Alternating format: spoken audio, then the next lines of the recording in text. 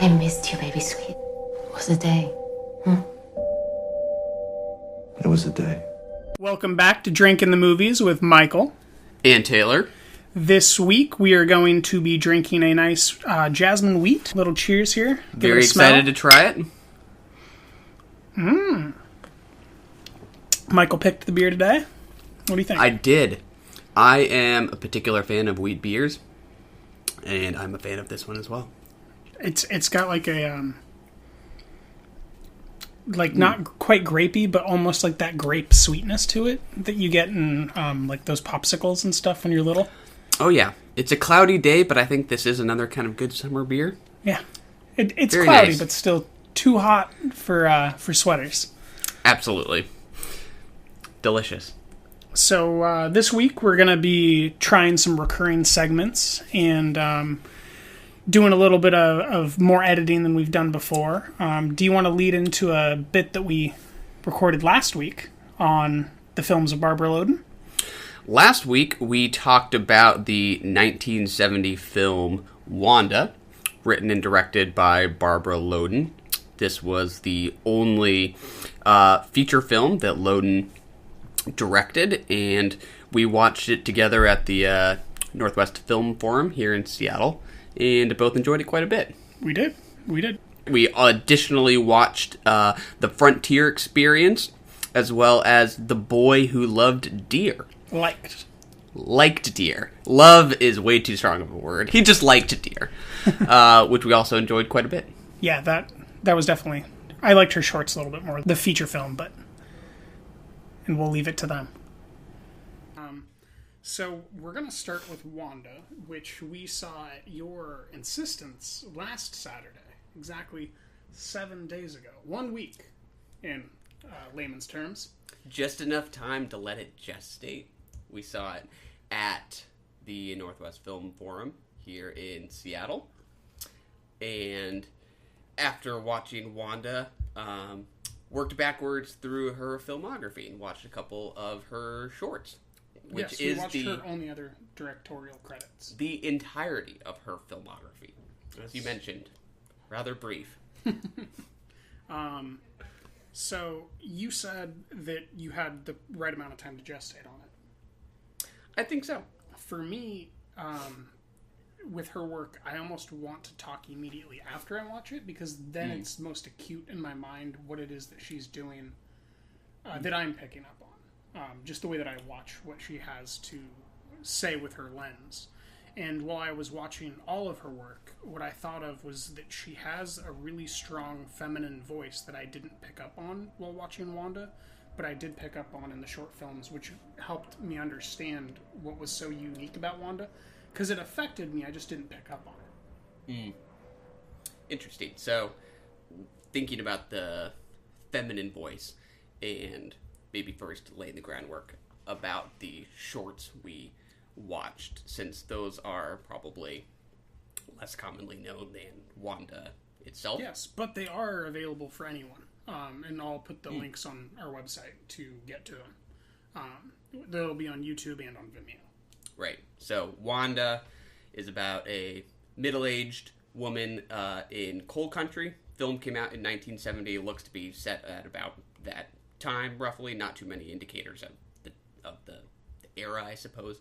Didn't really need them. Benefited from that. Yeah, much absolutely. the way that Paris, Texas operates. Yeah, absolutely.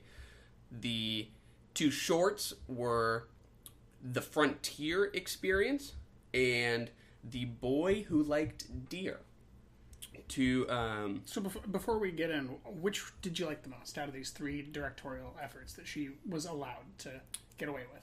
Wanda, absolutely. Wanda. Okay. And then The Frontier Experience, and then The Boy Who Liked Deer. But I enjoyed them all quite a bit. I think I like her style, for sure.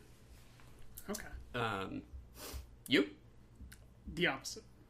Ah, okay. The exact opposite order? The exact opposite order, yes. All right, let's work backwards then. The Boy Who Liked Deer. Yeah. What'd you like about it? A certain timelessness that the youth has. Our main character is kind of a mischievous boy that is also learning that he doesn't like to be mischievous, and learning about how his actions affect others. both animals and humans, which is shown through this E. Cummings book getting torn apart in a particular moment of rage when they're assigned summer school. And then the boys go to see these deer that he's kind of spent small amounts of time with during each of the parts. And they inadvertently, by taking out their aggressions, kill the deer with rat poison. And she had a voice that reminded me of Margaret Atwood, specifically in that story, where she's showing the cost of this malice type of behavior that Margaret Atwood's very, very keen at pointing out. And I think that it's this type of feminine voice that really allows you to point out the flaws in this type of behavior, especially in teenage boys that are at the mercy of testosterone more so than at any other point in one's life. Yeah. To be the frontier experience in Wanda, in a way, we're more immediately similar because it's focused. They're focused on women of a they both star Barbara Loden, and she's playing a character like roughly of the same age versus the boy who like deer. It's about boys who look like they're, I don't know, young teenagers maybe. Kind of at that cusp of 8th grade, 9th grade. Yeah, a really kind of crisp, to call it a coming of age arc, I think is a little reductive, but it is, you know, a learning moment for this main boy. Absolutely. I didn't do like a ton of research into Barbara Loden, just like sort of like the Wikipedia page summary. Yeah. Exactly. I heard what other people had. I think that I did some brief reading on Letterboxd, and going through some Wanda reviews, it was clear that the only people that were watching Wanda were women in feminist classes, which is really sad. That's the only reason that they think that they should watch her, because she's just a good director and a good artist, and it doesn't matter what her political stance is. She's a good artist, and she should be seen for that reason. Yeah. But I think it was on their Wikipedia page, or even just when you watch the shorts, it says right at the front, you know, that it's for like the Learning Corporation for America, or America's Learning Corporation. You know, it's an industrial video of some kind. Yeah, she found funding in some way. Exactly. Which shows her ingenuity. Exactly. Which is on display in both the Frontier experience and in Wanda. Yeah. So I don't know like what kind of distribution this got or where it was screened, but you know, it definitely seems like it's meant to have sort of this, you know, this kind of lesson like takeaway, right? About making good choices. But we watched it out of, you know, an industrial context or a learning context, and it works as just an emotional arc. And really keen storytelling. Yeah, absolutely. Not just for the kid who you do identify with, but also for the boy's teacher, whose classroom they kind of destroy and make a big mess in when he's not around, only to have him almost catch him in the act, and it shows him alone in the frame kind of breaking down as he's like looking at holding it as first edition signed copy of E. Cummings. Yeah, it's a really heartbreaking shot. It is pretty surprising. I was not expecting for a short that you watch in 6 pieces on YouTube to strike a chord like it did. So I was impressed. I'll have to get you on some more YouTube shorts, I think. You are the king of shorts. I am the king of shorts. Yeah, I mean, that is, like, there's something to be said for that. That maybe surely there's a copy out there somewhere where you can watch it in its entirety. I think you watched it like I did, just back to back to back on YouTube, right? It's kind of queued up. But the way that it is separated into the parts felt very accurate. I feel like that was her choice to separate it into those parts. Almost. Like, it really made sense to me. I think that we should get to the Frontier experience, but before we do that, I did want to bring up this small fact. This ties into 8th grade, where Elsie Fisher signs off all of her videos with a certain saying. You want to say that for the audience? Gucci. So they were listed as part of the reason why Wanda was restored in the very beginning of the Wanda screening that we went to. Who was listed? Gucci.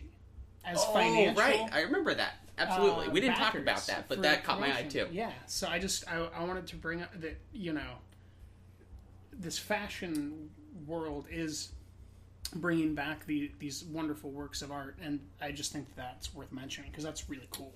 Absolutely. That's really cool that they were like, yeah, we'll spend money on this thing that's going to make us no money.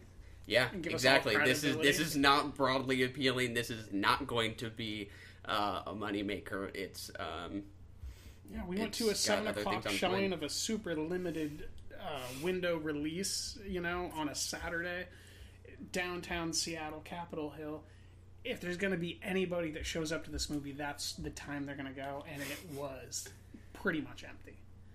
I think we were sitting beside someone who works there.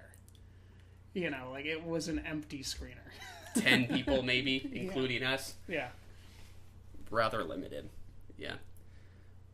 So, Frontier Experience, the Frontier Experience, what'd you think? I liked the Frontier Experience quite a bit. So this is about 25 minutes long or so, available online as well. With an exceptional arc. It does. Again, a really clear beginning, middle, and end. I think you described when you were talking about shorts and sort of how you give them ratings or stars. It has a lot to do with whether or not they kind of achieve an arc. Yes. Right?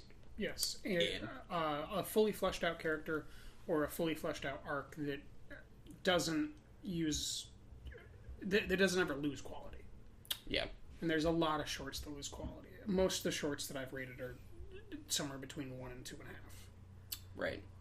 And these were both 5s. With hearts. Yeah, 5s with hearts. And I was the most skeptical because I gave Wanda a 4, but I would be lying to tell you that I liked sitting through it. Right. It's one of those movies where you respect it a lot, but you don't really enjoy the process of sitting there.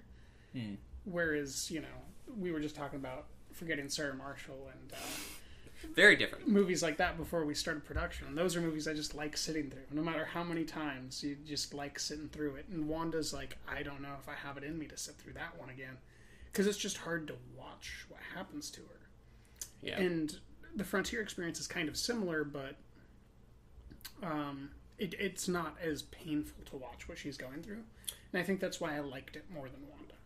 Yeah, there's definitely a resilience on display from Barbara Loden's character in the Frontier Experience that I don't think you get in Wanda, except maybe until the end. You do see, the effort that Loden's character is putting forth to support herself and her family on the frontier. We should say this is set, in like 1860s Kansas.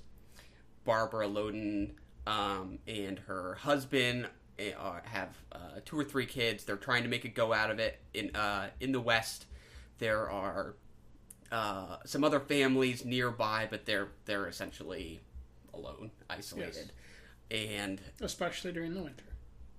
Exactly. Harsh climate. It's a survival story, right? Mm-hmm. It's got these moments of simplicity, though, where joy and wealth are both found by winning a foot race. Right.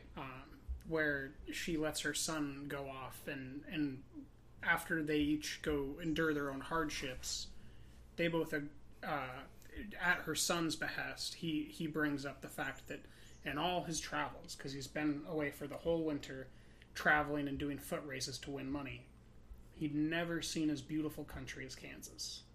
That seals the deal on why they don't leave. But the entire time that he's gone, we don't see him, we don't see any of his journeys. We just see them suffering brutally in Kansas, cutting open their pillows, trying to find little pieces of corn kernel to eat. Like, it's just a brutal winter. And it's just a brutal scene. She loses her husband when they just go to check out a house and ask someone to move out of a claim because their person's coming back and they're a claim jumper. He gets shot. They don't even get to talk to him, according to what happens in the dialogue there. They just say that they showed up and he got shot. Yeah. And she had just said, yeah, it's fine for you to go with these fellas. And, you know, it was just this really brutal, honest, limited character study, which I think speaks a lot to the screenplay. It wasn't her screenplay. I don't recall whose it was, but it's a really, really good screenplay. Yeah. You mentioned the foot race, which was definitely the most memorable scene for me, because it's halfway through that scene or so that we see Loden's character walk up to the wife of one of the other settlers, who we hear described as having gone mad from the wind, so her husband had no choice. Has to tie her up. That is a brief image of Loden's character walking up to her and seeing her tied up in a chair, just sitting outside by herself while everybody else is off watching the foot race. That image really stuck with me. That was really disturbing to see her tied up. It's hard to tell what's what she's wearing, but she looks like she's covered up. She just looks confined, you know? Yeah. That was so hard. When they bring that up in the screenplay, I had a really strong reaction where I stopped to consider, which I have before, but I haven't in a while, what mental health support was like back then. When your spouse goes mad and you're the only one that can keep them from dying, and what you have to do is basically tie them up so that they don't die, you know, that really is heavy, because then you're kind of acting as a prison warden.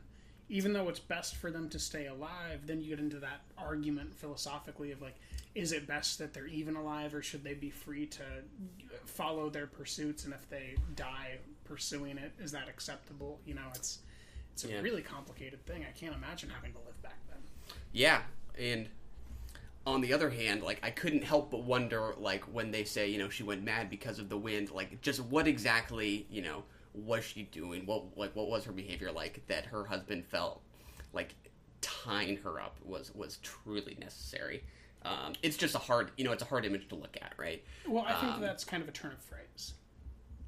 There were a lot of turns of phrase back then that were just boiled down really complex issues that we understand now in mental health into really simple reasons, so that you could just kind of deal with it because life was already so hard. You didn't want to think that someone went mad from loneliness. Right. When really that's kind of what you're talking about. Someone going mad from loneliness. Not someone hearing the wind and thinking it sounds like a banshee's scree. Yeah. But loneliness, you know, and that she would just, you know, she could have had Alzheimer's, she could have had dementia. Yeah. You know, it's really hard to say. But they would just kind of boil down loneliness into, you know, different things. Right. Different turns of phrase. Yeah. But really that, you know, we didn't diagnose dementia, we didn't diagnose Alzheimer's, we didn't diagnose Parkinson's, so it's really hard to say. And, you know, she could just have the tremors. And so tying her down kept her from tremoring, you know. Right. And what do people do when they die? They like to go off and be alone quite often. So it's very complicated. It is, and, you know, it's just, there's not much that it says about it. It's just a striking image that you don't really know when you hear about this character that you're going to see her, and then all of a sudden you do see her so briefly. It's striking. But I enjoyed it quite a bit, and I think that's the one that most obviously, or to me, more immediately connected with Wanda, when one of the... Because Loden is the main character and the director. Again.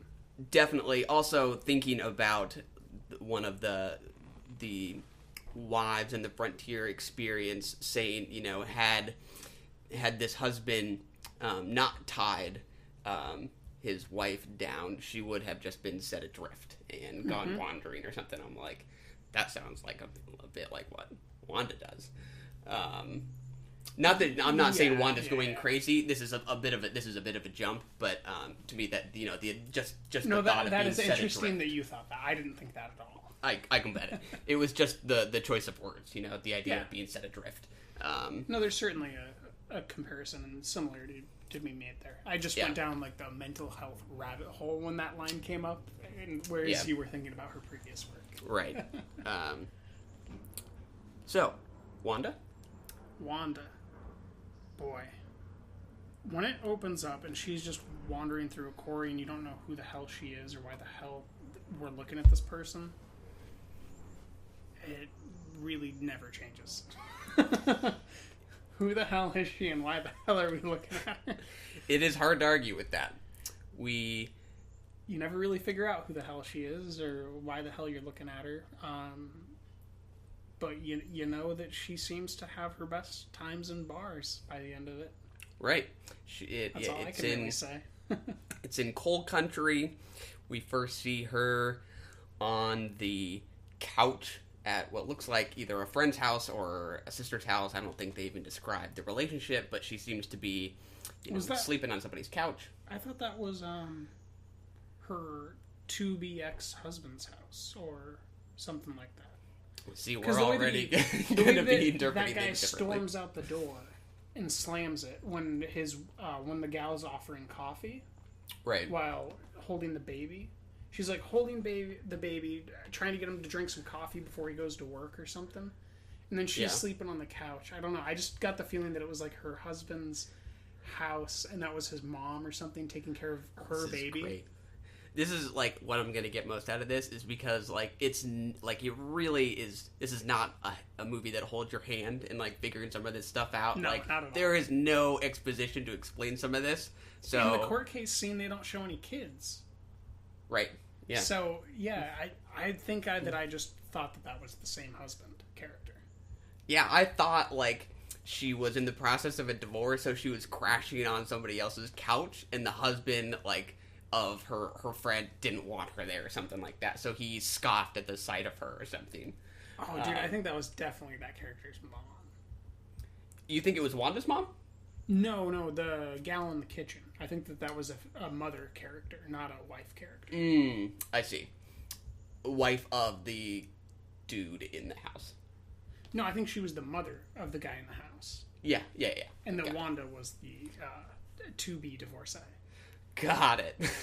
It's just a great example. Very first scene in the movie, we already are not quite sure. All right, let's bear down on this for 2 hours. Yeah, exactly. What is going on in scene number 1? Anyways, and then we move on to her, just like you said, wandering through this barren coal landscape in that white dress. I just need some cash. Garb. Yeah, going and to the white a guy. dress and the white garb will come back by the end of the episode, folks. That they do. She asks a guy for money who we have not been introduced to, doesn't really get an introduction, but she's looking for cash. Exactly. She goes to court. We realize she's getting a divorce. The judge is talking to her about custody of her kids. She shrugs. She says, I don't really want them. They're better off with him. Just couldn't care less.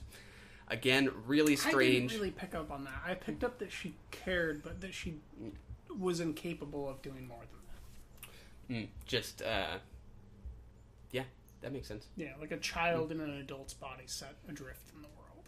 Yeah, which is, at that point, you are sort of wondering, like, how or why am I supposed to feel for this person who seemingly doesn't, like, seem to feel much for themselves or something? She doesn't seem to respect themselves or have maturity or have critical thinking or respect decision-making processes. Like, none of that.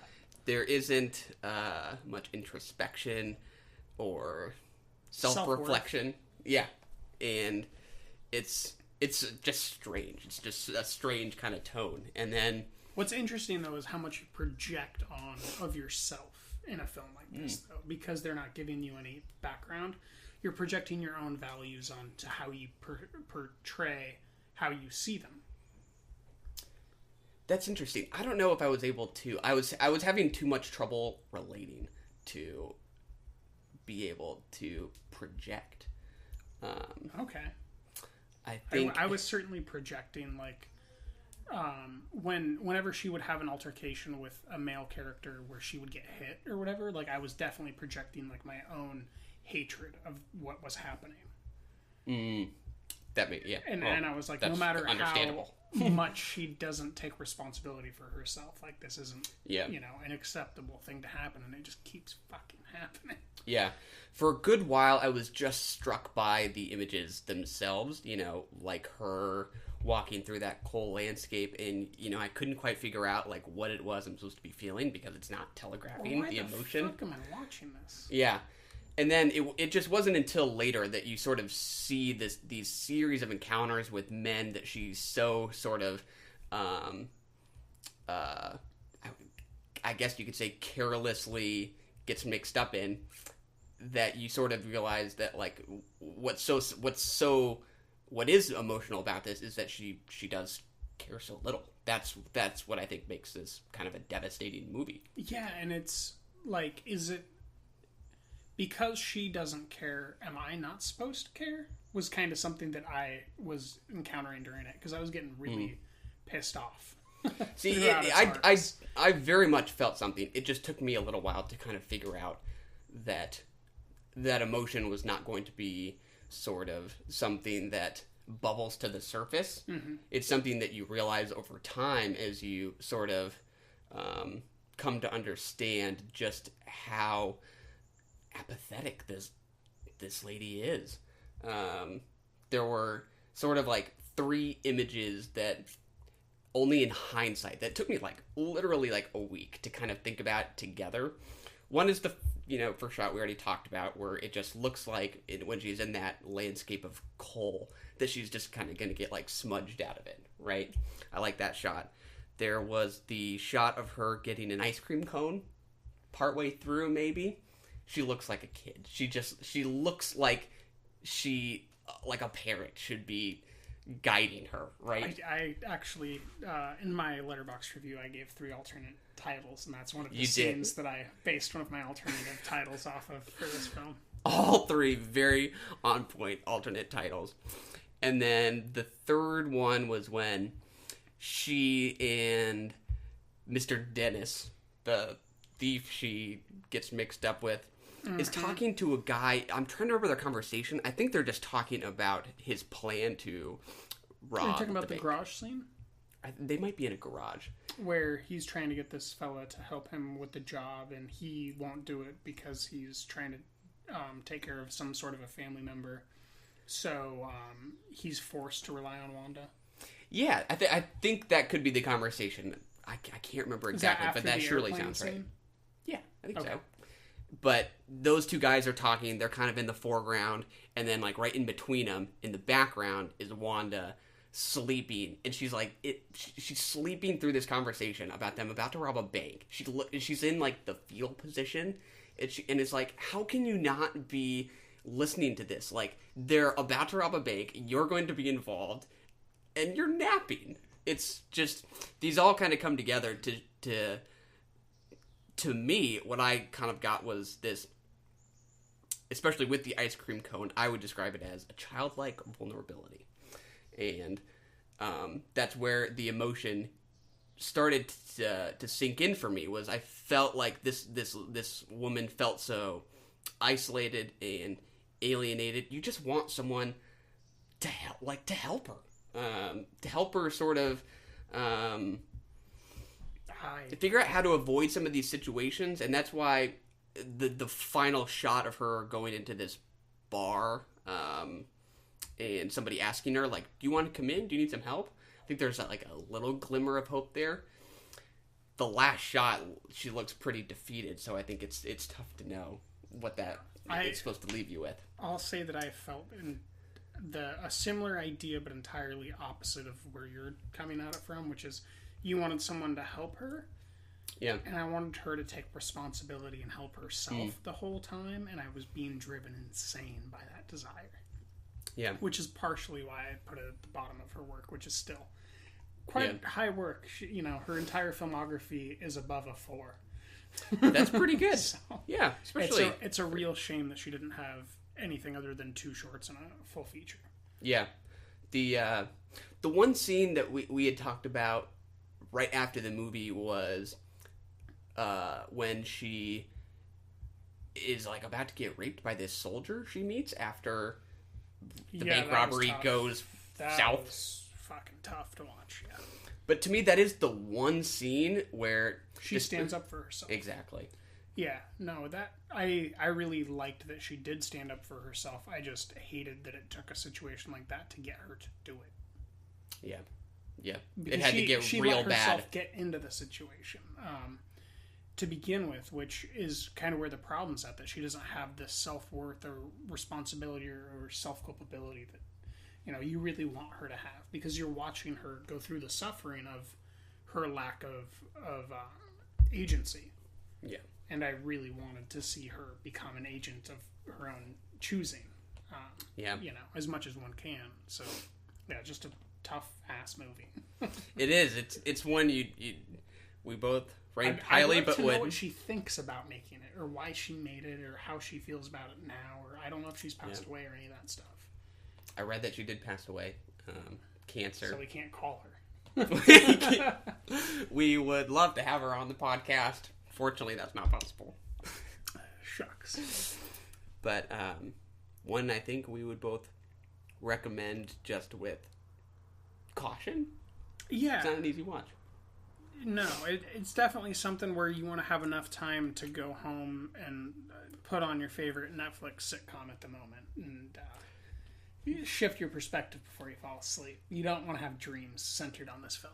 Something feel good to offset the feel bad. Definitely. So just to cap everything off, the Frontier experience, I feel like it had a statement that is very clear at the end, which is that regardless of all the suffering that you ever endure, always remember that spring is coming. I really liked that kind of theme to it, because it was just a bunch of harshness. But then once spring comes in it is a very positive movie, and they're gonna go or short film. They're gonna go buy seed. They're gonna go buy chicken. They're gonna go buy hog. They're gonna really make a go of it. And what a positive note to end on. Better times are ahead. That's great. I like that. And then her cutting and framing reminded me of a film that filmmakers that you really have a certain taste for. The Coppola female voices that work. Gia and Sophia. I believe one of them is the daughter of Francis, and the other, I think Sophia is the daughter, and then Gia is the niece. I think that's right. Yeah. Okay, so on watching the short specifically, I really saw the kind of a Coppola, or what the Coppola girls bring to filmmaking is this really acute feminine voice that you don't get from male directors. That totally. We just don't have the same perspective on certain moments and let things linger in the same way. And so I really thought that the cutting and editing really exemplified kind of the similarities in voice that Gia and Sophia have with Barbara. Did you pick up on any of that? The Coppolas did not come to my mind. I think that's super on point. That makes total sense. Okay. Any closing statements? That was the end of my notes on Loden. Closing thoughts? Not other than I wish there was more. Nailed it.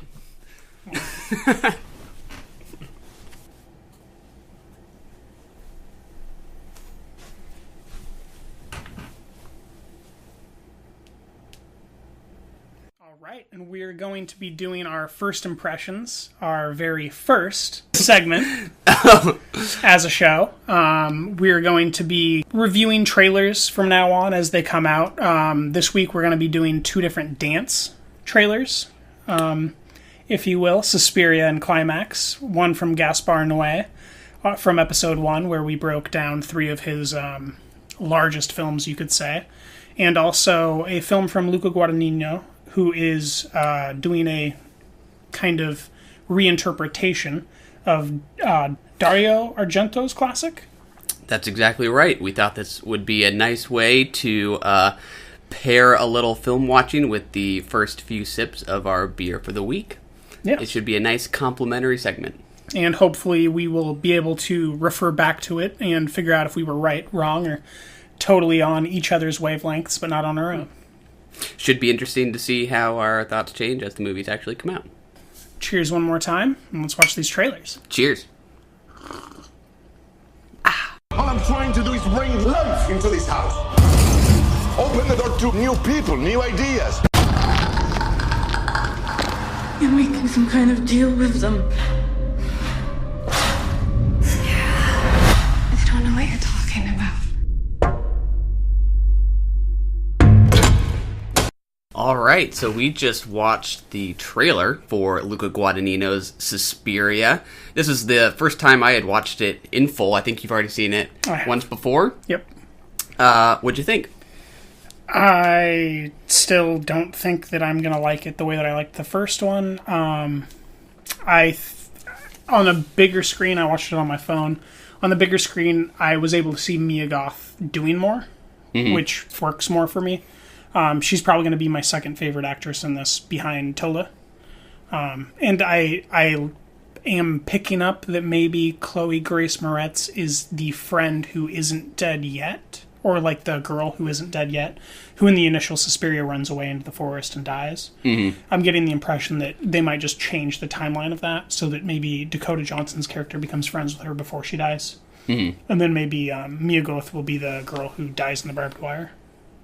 I think that's right. It is really hard to tell whether or not he's going to deviate story-wise quite a bit from the original. It seems to me like that's very possible. So not only is this going to be a stylistic departure, which I think people had already sort of gotten that impression from like some of the stills, where we weren't getting some of the vivid color, but this looks like just narratively it's going in a different direction. So it's kind of interesting to just see this as just a reimagining of some of the like defining traits of the movie rather than it being just a straight remake. Kind of just taking its characteristics and tweaking them. Yeah. Some. Really excited about the score though, because as much as I loved the score of the original, that Goblin score, I think that's the name of the band, this sounds much more spare. I like Radiohead. I like Tom York. This sounds like it'll be more like a Johnny Greenwood kind of thing. I don't know how many other scores Tom York has done, but if it's anything like his other, Radiohead band member, it'll be pretty good. So I'm excited. Yeah, it's when I watched it on my phone, the score wasn't working for me at all. Maybe that's just those Pixel speakers, because with my soundbar going, it definitely gave me a lot more to chew on. So yeah, I was going to ask you what you thought about that. Now we know. I think it sounds pretty good. Yeah, it does sound very almost like Johnny Greenwood, but more restrained, like almost a Hans Zimmer level of restraint with Johnny Greenwood's kind of crescendos. Right, you could kind of imagine where that score might decide to swell. Yes. We get just some flashes in that trailer of, some more grisly images that seem reminiscent of girls levitating on doorways and Mia Goth knocking on a mirror door. Dakota Johnson looking very imposing at the table with the witch coven. Yes, I'm pretty excited. Yeah, no, it certainly looks better than it did on my phone. Now we will get to the better looking trailer, Climax. Let's do it. If you couldn't dance, what would you do? Suicide? All right, we just watched the trailer for Gaspar Noé's Climax. First time I've seen it. Second time Taylor has watched it. Yep. Taylor liked it quite a bit the first time around. I sure did. And I liked it even more this time. Having seen Enter the Void, which we talked about on the podcast, I have to think that even if we didn't know that he had a movie coming out this year and we saw this trailer, we would both immediately say, oh, that's a Gaspar Noé movie. Yes, and irreversible. Some of that irreversible camera work there near the end. Absolutely, yeah. The way the camera's moving, just the neon light, it's like the camera's on ecstasy itself or something like that. Super exciting, just, brimming with energy. Looks pretty fun. It's very female performance driven. Sophia Boutella in the trailer reminds me of kind of the magnetism that I felt towards Ana de Armas's character in Blade Runner 2049 last year, where it's just the way that the camera is being used to evoke her sense of like sensuality and emotion towards this thing that she's passionate about is just very gravitating. Like, it just kind of glues you to your seat and you want to take the ride with her. And I really did not want that trailer to end. When she was in the hallway, I wanted to just follow her from there. Yeah, this is kind of my favorite kind of trailer that doesn't give us much sense of narrative or plot. It's just mood, the look and feel of it. Yeah. What would you do if you couldn't dance? It's good stuff. I'm excited. So we've had a little bit of time to drink our beers in. How are you feeling about it now? It's still sitting pretty well with me. It is one of the fruitier ones that we've had. Mm-hmm. But what do you think about like the jasmine? In the it's a jasmine wheat. What do you think about it? Do you wish that it would be a little bit more bitter? Do you like it? Is it kind of too tangy? No, I think it's pretty well rounded. I don't think it's too sweet. I don't think it's too bitter. I think it's very drinkable. Well, yeah, it's beer. I don't think we're too quite stingy. Drinkable. It certainly is a departure from our more chocolatey beer from last week. It's definitely something that like I would not want to drink all day. I feel like I'd get kind of a sugar headache, It's quite a sugary beer for you. Yes. Oh. But I did just have some straight black coffee before we got going. I think I felt that way more with the citrus beer we had a few weeks back. Yes. That's one more that was particularly good at first sip, but that would have maybe worn on me a little bit. Yes. I think this is one I could knock back for a little while. All right. Well, we're going to continue our Women in White episode. We've done our breakdown of the first impressions. Which one are you more excited for? Of our Women in White movies? No. Of the two trailers we watched. Both are getting a fall release here. I do think I'm particularly interested in Suspiria because I've really liked Luca Guadagnino's last movie. I really liked Call Me By Your Name. I'm just really interested to see how that sensibility translates to a really different genre. As exciting as the Gaspar Noé trailer looks, it does look like a little bit more of the same from him. I don't know that there's anything in that trailer yet that tells me I'm going to be really surprised with what he does. Yeah, he's certainly not going to change his form. Yeah. But for those of us that are more performance-centric, he's definitely going to put a very choreographed film together. And that's what I'm excited for. Because out of those two dance movies, it looks like Climax is by far the more choreographed and the more dance-centric. And I never thought that I would be kind of a dance-centric, excited type of a guy, but that's certainly the film that I'm gravitating more towards. Yeah. And that's just, if they would have given the impression that Tilda was going to have a more crucial role, I might be more excited there. But I can't tell who's the main character yet as far as Suspiria goes. So, I like what's easy. Sofia Boutella is clearly the lead character, and she can dance quite well. And yes, his little swoops and sweeps and the way that he, especially in the beginning there, yeah. Yeah, with Suspiria, we get almost as much screen time from Dakota as we do Chloe, as we do Tilda. It's sort of like it's sort of equal time across those four, so it is a little hard to decide where the center might be. Yeah, and that might be a really fun film. Yeah. It just doesn't make for a fun trailer, I guess. That makes sense. All right, well, we're going to move on to a short film from one of your favorite directors, if I'm not mistaken. That's correct. Sofia Coppola, who's directed one of my all-time favorite films, Lost in Translation. But I've liked a lot of her movies. The Virgin Suicides, The Bling Ring, The Beguiled.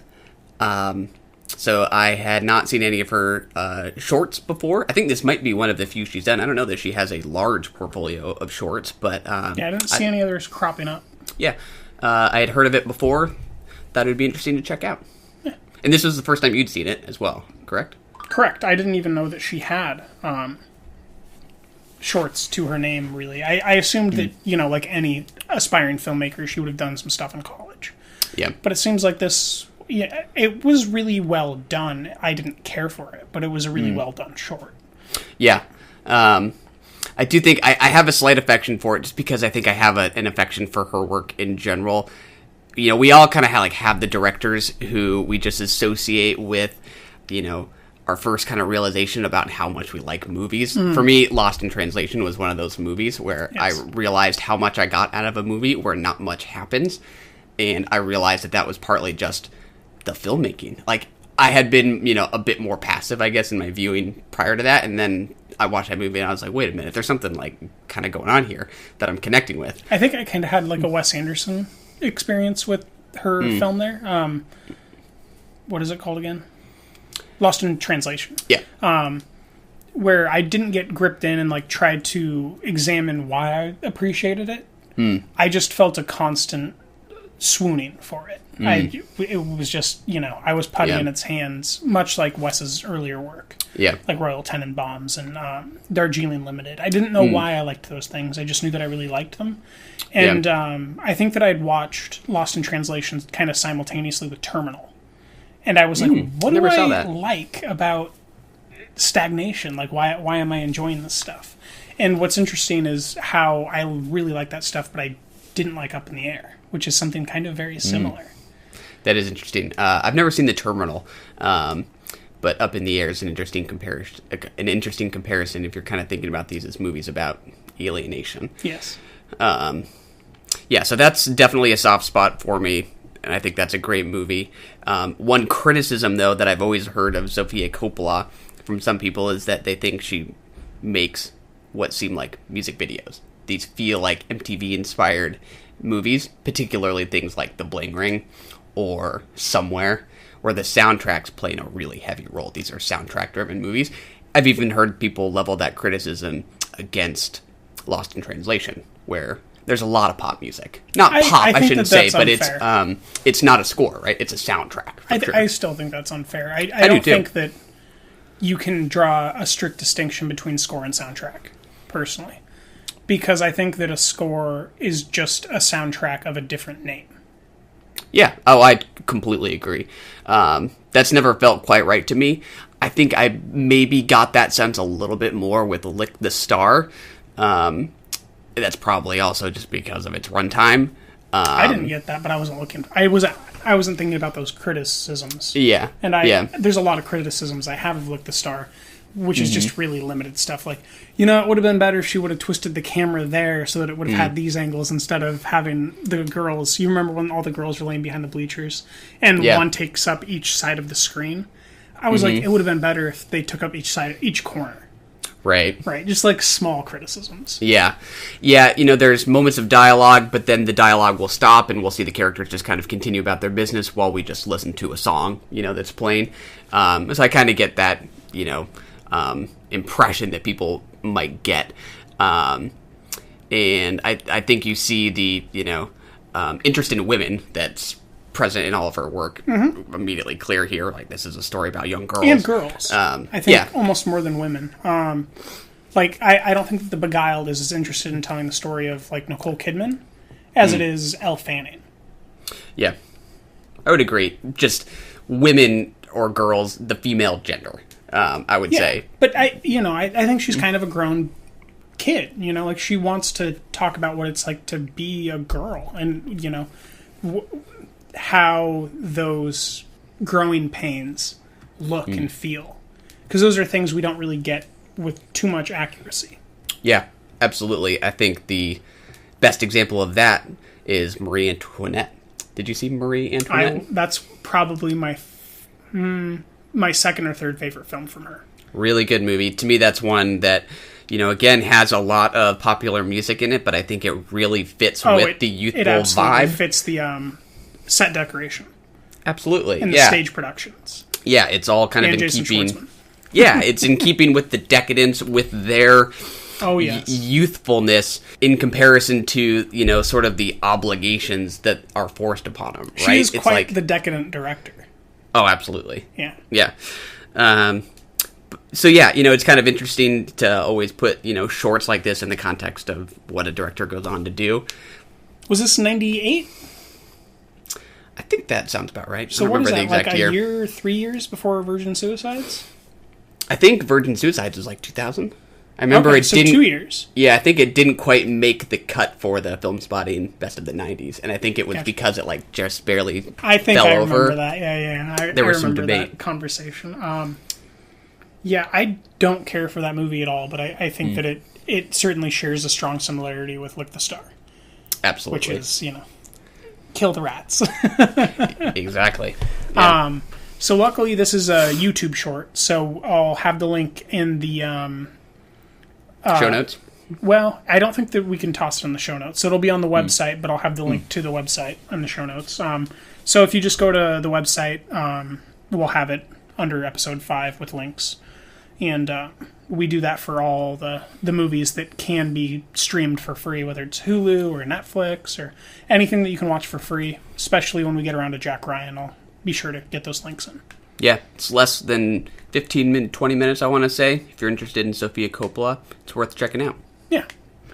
All right, well, that was Lick the Star. Let's move on to a little bit of Love After Love. That's right. This one has been on my radar for a few months after I saw that it had gotten some pretty good reviews. This is a small film starring a few popular actors. We have Chris O'Dowd as well. One of my favorite Chris's. That's right. We also have Andie MacDowell, I believe is her name, in one of the lead roles. Very strong. Very strong. And she will be the mother to an actress that we go on to talk about the next film of. Which film are you referring to? Novitiate. She's Margaret Qualley's mother. I don't think that's right. No? I don't think so. I think that's... Oh, I know what that actress's name is. I'm forgetting it, though. Margaret Qualley. That's... Margaret Qualley is the young girl, correct? The main character in Novitiate. Right. I think her mother is also in another movie we both watched earlier this year called Where We Are Now? Or Who We Are Now? I think you're talking about Julianne Nicholson, and I think you're wrong. I think Julianne Nicholson is Margaret Qualley's mom in Novitiate. Let's see. This is a live Google test. Who's right, who's wrong? Oh, man. Here we go, folks. We're scrolling through IMDb on Novitiate. Julianne Nicholson. No, so Margaret Qualley's right there. Yep. Okay. Go to home. On my IMDb. No, go to home on Google. Or iPhone, whatever. Go to Google. Type in Margaret Qualley. Click. Okay. Now let's look at her parents. Oh, Andie I MacDowell. see. I win. Game over. Check and mate. I thought you were talking about the character's mother in Novitiate. That's why I was saying it's Julianne Nicholson who is in Who We Are Now. Yeah, she is in that. But no, I'm right. You're wrong. No. Lose. This was a miscommunication. This is where we need We'll really listen back. someone behind the scenes.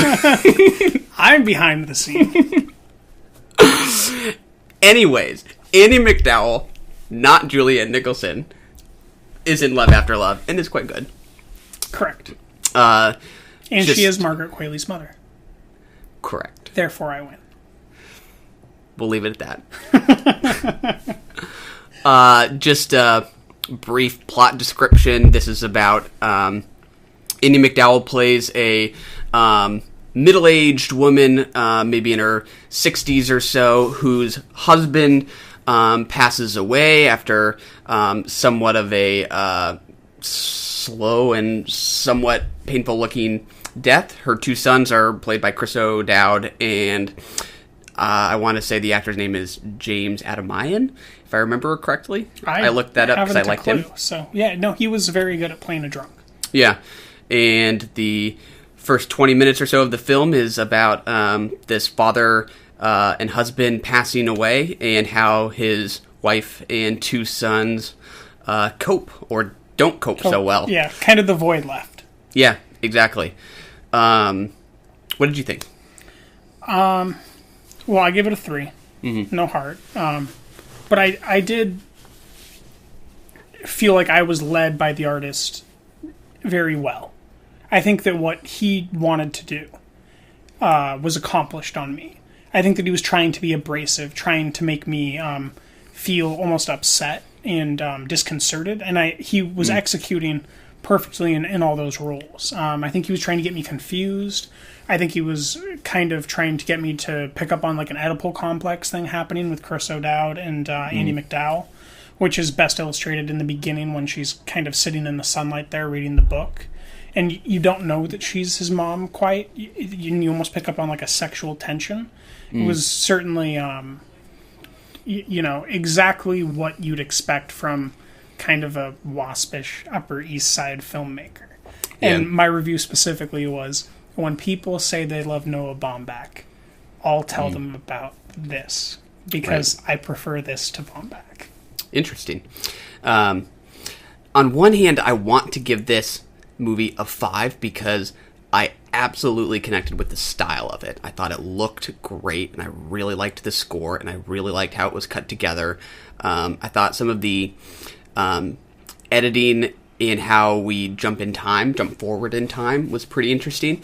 It's not immediately obvious that at certain points we're jumping forward in this timeline, because the images themselves don't change that much. There is an obvious seasonal change, there is an obvious changes in the character's physical appearance, but we see the father's process of death. We kind of jump from him at first having this kind of weak, gravelly voice to a quick cut, and suddenly he's bedridden.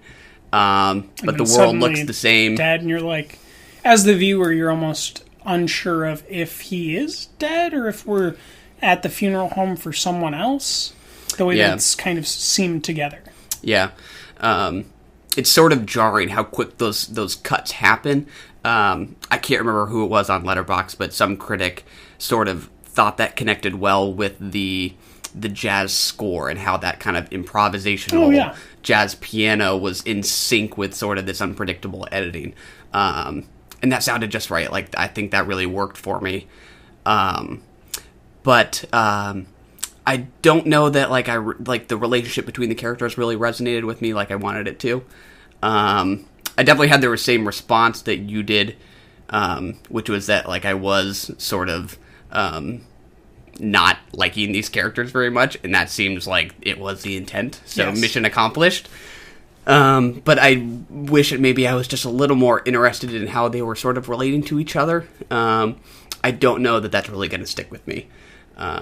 So I had the benefit of reading your review, I think, before I even watched it. And you lean a way that I entirely don't.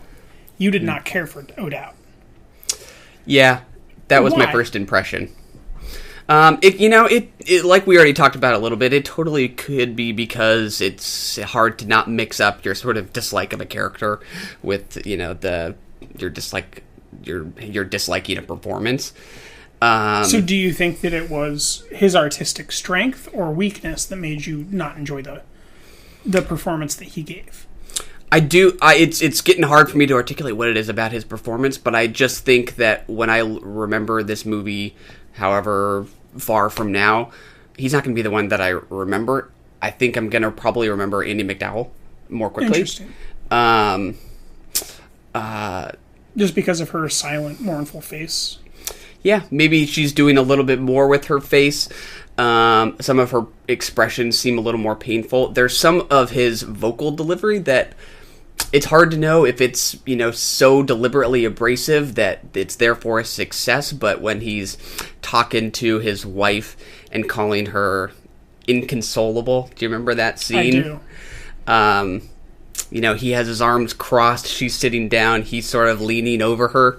He's a monster. Yeah, he is, and I get that that's the point, but at the same time, I don't know that, it just quite worked for me. You can sort of, on one hand, know that you're supposed to dislike this character, and so you do, but at the same time, you also need to sort of, the performance kind of just needs to resonate with you. Yeah. And I don't know that it really did. Well, it didn't resonate with me, meaning a consistent reverberation that makes me continue thinking about the character. Yeah. to resonate. Yeah. But while I was watching it, I think that I know a fair amount about O'Dowd's process, or whatever you want to call it. And I think that he executed exactly what he would have been asked to execute, based on the context of the film and what that character is. Does that character have a redeemable quality? Not particularly. I can't think of one. No. So he was asked to play an irredeemable character who was alive. Yeah. Which is a very hard thing to ask any actor to do. I can't think of too many roles that are entirely irredeemable, right? Like, Maleficent has redemptive qualities. Right. The Witch in Snow White has redemptive qualities, you know? Like, there wasn't a thing about Chris O'Dowd that made me feel sympathetic. Yeah. But I was still willing to watch his performance and not completely shut myself off. Yeah. Which is something I think a lesser actor would have done. Right. It's absolutely possible that this is sort of a director's error, right? Because I think the strength... Well, it's a debut film. Yeah. I think what his strengths are stylistic, and I think maybe just, you know, how he kind of works with actors and how he gets them to work together is maybe something that will just, you know, improve over time. Yeah. But there were not conversations, there were not interactions that really caused me to pause, or that struck me, you know, in a very strong way. Every time he was being a giant asshole to whatever the love interests were, or when he was trying to go up to his ex-girlfriend or ex-fiance's apartment when he was with this new girl. Oh, man. Yeah, no, I hated him. I felt you hatred. did strong. You responded it. Yeah. You responded to it more strongly than me. Yeah. Definitely. I think those, I didn't feel those quite as much as some of the instances where we see the brother, who I think is, you know, coping obviously in a very different way. I keep saying coping. It's them not coping, which is what this really is about. You see him get wasted at a family party and take a piss on some coats in the mudroom. But it's Chris O'Dowd's fiance's family's party. Right. It's so really it's not painful. Really a family party. It's terribly awkward. One of those things where I did actually get up in the middle of it, walk to my room to do nothing in particular, just because I couldn't stand the awkward cringiness of the scene. And when I came back, he was still peeing. And I was like, oh, all right, I'm just going to sit down and deal with this. Yeah, it's hard. It's hard to sit there. You do kind of feel for those characters. You're like, oh, God, please, everybody just leave that room. Yes. I really liked his stand-up routine towards the end. I think it's towards the end. Yeah, no, it was really good. That was a great piece added in. Yeah. That was sort of a nice moment where you think... I don't know if I've quite made up my mind about what to think about it, but I on one hand, I kind of think maybe this could be one way for him to sort of work through this. I think he audibly says it's basically therapy, but you're paying me for it. Or Right. making fun of me for it or something. Yeah, exactly. And he's talking about how when, you know, somebody dies, you know, everyone grieves and then has to get up the next day and go to work. Yep. And it's funny and super depressing at the same time. And you really feel for him. You know, it's life. It's more just funny than it is depressing. It's like the first time where the depression plays second fiddle to what's funny. Yeah. Whereas what was funny before was how depressing things were. Yeah. And now it's funny first and depressing second. Yeah, there's nothing up until that point in the film that's made you laugh. I don't think I came close to even smiling. So the female relationship to Chris O'Dowd in the whole film made me think about Mia Wasikowska's character in Damsel, where she's like, just leave me the fuck alone, basically. Again, he's just not doing it. He just keeps coming at her like Robert Pattinson. And you know, that was the highlight and the strength of Damsel for me, and I think that was kind of the highlight and the strength of Love After Love. If I had to pick interplayed scenes of performance, which would be Chris O'Dowd and those two female characters, his girlfriends at different periods of time. But if I had to just pick a single performance, it would certainly be more Andy McDowell or the brother doing that performance piece of being a comedian near the end. Yeah, I would agree. a lot of images I think would stick with me. Like a lot of the shooting, is through doorways, or characters are framed by doorways or framed by hallways. You get a lot of natural light coming in through the windows. To me, that did sort of like alleviate the pain of watching this guy die. And like I do think it was just really beautifully shot. I think that's the best thing about the movie for me. I recently watched a limited series on Netflix called Collateral. Oh yeah, it's with Carey almost Mulligan. all shot from the other side of a clear sort of opening, whether it's a hallway or an actual window or a car window, or at one point they have this beautiful, eloquent shot of a revolving glass door, and people going through it. It was just, and like getting someone in the driver's seat through the reflection of the mirror on the driver's side. So, I really like that touch, and I didn't really pick up on it in Love After Love, to be honest. Oh, really? Really. Interesting. Yeah. I connected with that pretty immediately. I remember one shot where we're often seeing people kind of framed in doorways, but there's one in particular where we actually have like two doorways within the frame. On one hand, you see on the left side the brother, James Adamayan, sitting in a chair, and on the other side, on the right doorway, is the father on his deathbed. Oh, I kind of feel like I remember that. And I almost think that there's a recurring shot that happens later at the party with him sitting alone and then Chris O'Dowd being smothered by his fiancée in a chair. So it's like two people are sitting in his chair and the brother's alone sitting in his chair drinking. Yeah, sort of that visual isolation of the brother and feeling... kind of the recurring stylism. Yeah, I think that all sort of contributed to me feeling so much for him in particular. I thought those were some nice touches.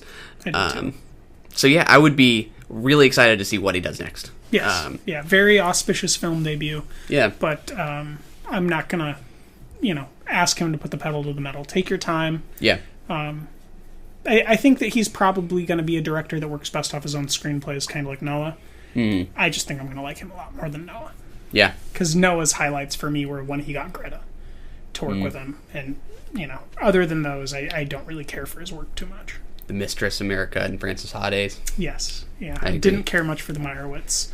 Great performances are hidden in there, but the film itself is basically as cringy as that whole piss scene. Yeah, it is. Yeah, I just want to get up and walk away whenever Dustin Hoffman opens his mouth. An extended version of that feeling.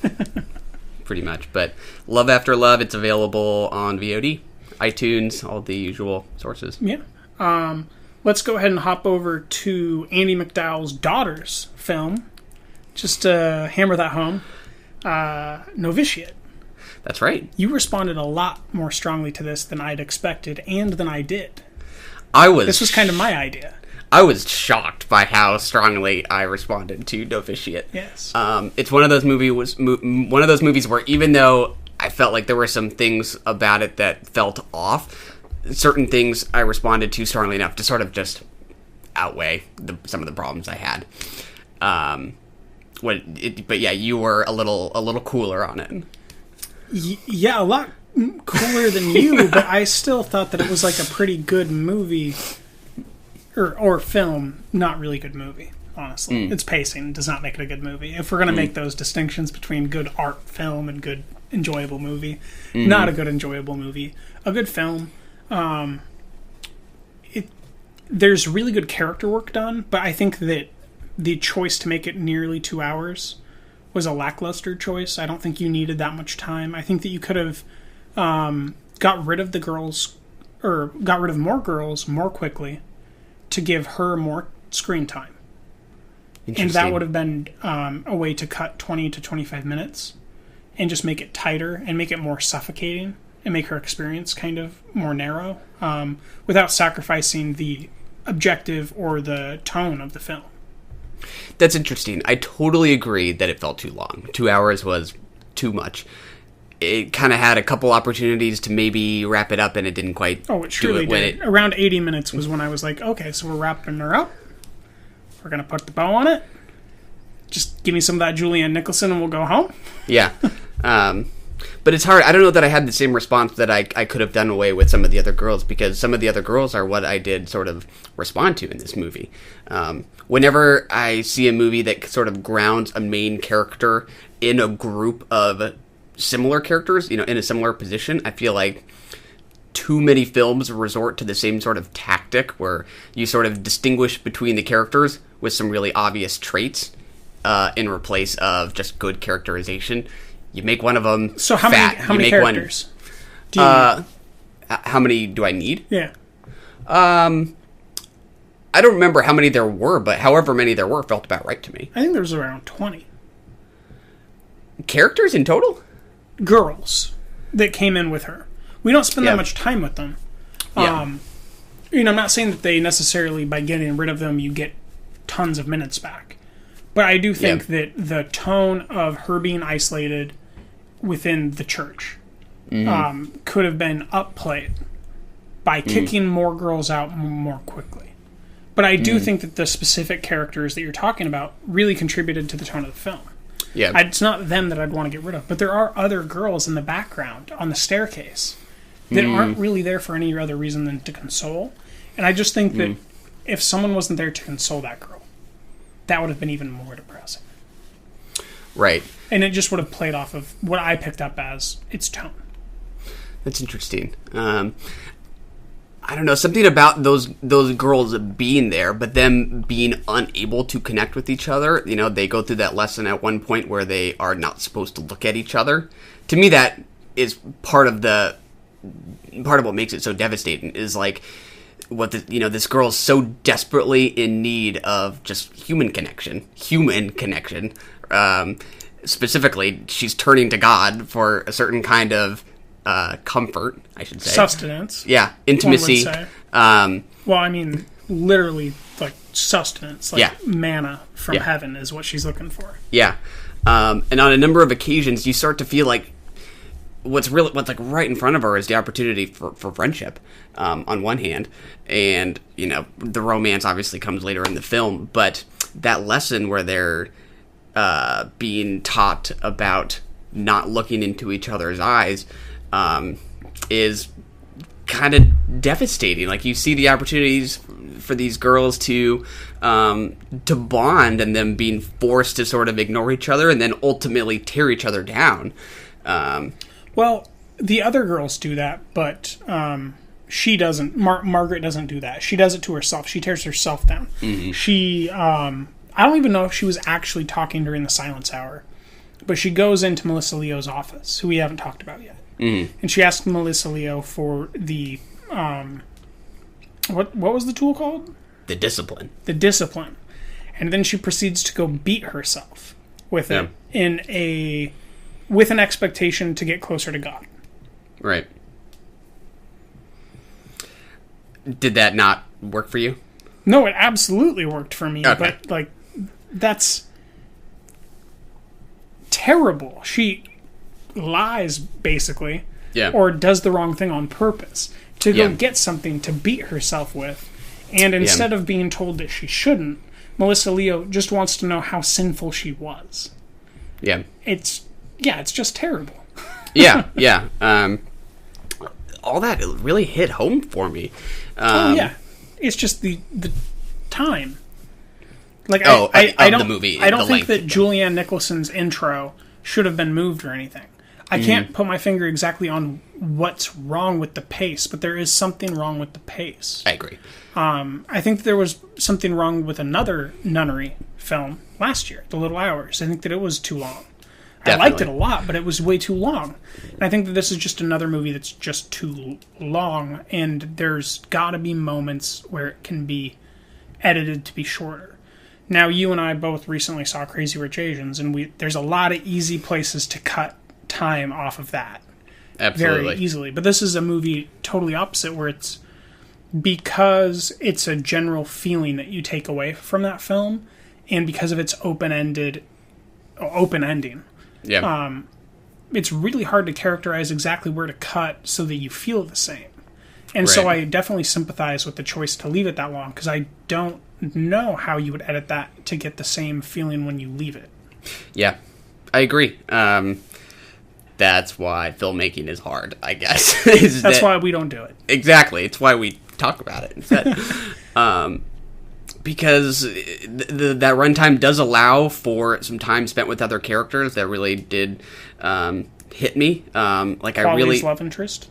Yeah, absolutely. I did like all of the moments where her mom does come to visit her, and her mom just doesn't understand what the appeal is, what she seems to think that it's her fault her daughter is committing herself to, such an isolated way of living. Yeah, I didn't pick up on that.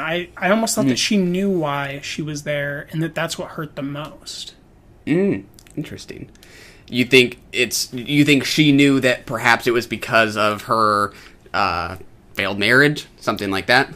I think that Margaret Qualley's character was looking for comfort and for forgiveness, compassion, a higher sense of devotion to her from basically a family member, and that she thought that a mortal husband was a failed choice, and maybe thought that her mom made the wrong choice in marrying her father and settling for such a lowly man of the earth, and that she would settle for the best man, a man that is completely undefined and uncharacterizable because he is not a real thing.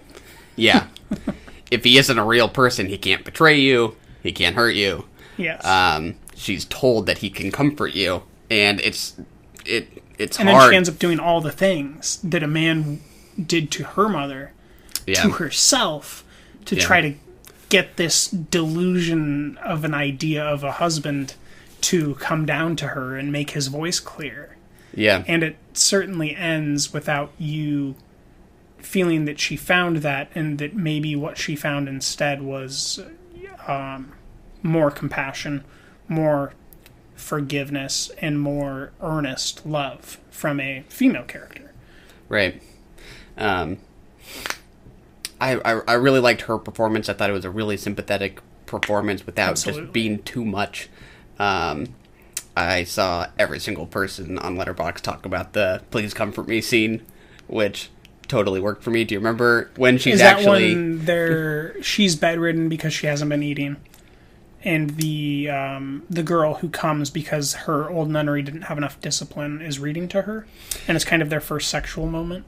It's not until that night that I think Margaret Qualley's character goes to her room and says, I just want to be comforted. Please comfort me. Please comfort me. Oh. And, it's either her asking, just to be held, or is it for more? And it obviously leads to more. The door shuts, right? Yeah. And then we don't know what happens. Yeah, I remember wondering, what'd they get up to? Yeah. Some people thought... I read some people say they thought it was over the top. I thought it was I thought it was sweet and honest about kind of how young people don't know what they want. They just want. Yeah, absolutely. Now, Melissa Leo, let's just go there. Yeah. Very Patty Clarkson in Sharp Objects. Yeah. Very strong. She starts really slow, silent. I think that I said something kind of like she was just this slow-moving behemoth that was all vitriol behind the eyes, but placid on the surface, and didn't really give away that she was going to become this terrorizing monster. Yeah. She's intimidating, to say the least. She succeeds on that front. It's hard for anybody to play nun. You're completely relying on your face, especially for a role like that, where you have to be so large, and to sort of... put across that intimidation just with your eyes and your mouth alone and her voice. I think she pulled it off.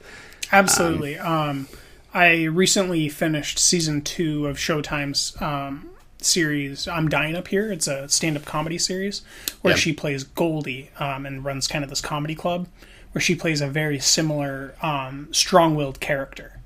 So I've kind of been tuned up for her performance there, and I was very happy to see her playing into those strengths of hers, which are just this, even though it's a demonic role within the film, you couldn't be more of a demon in this movie than if you were the head of the nunnery. Yeah. I mean, in one way, you could just think of this as a movie about hazing, right? Right. Like, in a way, it's a pretty good movie about just that idea alone, and how hard it is for those who have been hazed to not want to, validate their own having been hazed by hazing. Yep. That was in my review. I said college hazing, it got shit on the nuns. Exactly. Way worse than any frat experience.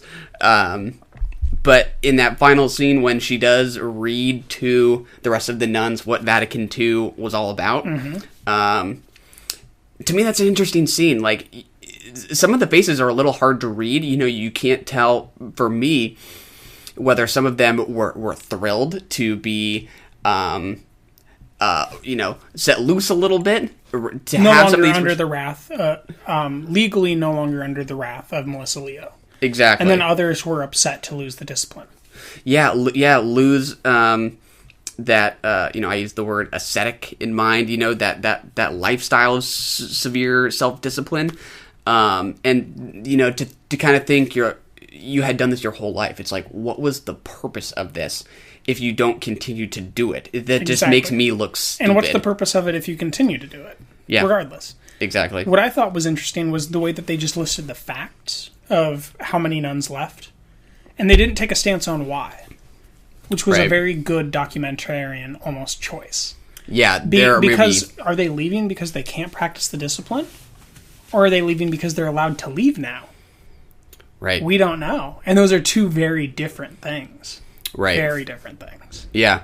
I don't remember if that's like the very last shot of the film or not, is those nuns, or if it's the younger nuns. I think it's actually Margaret Qualley at her ceremony. Yes, I believe so.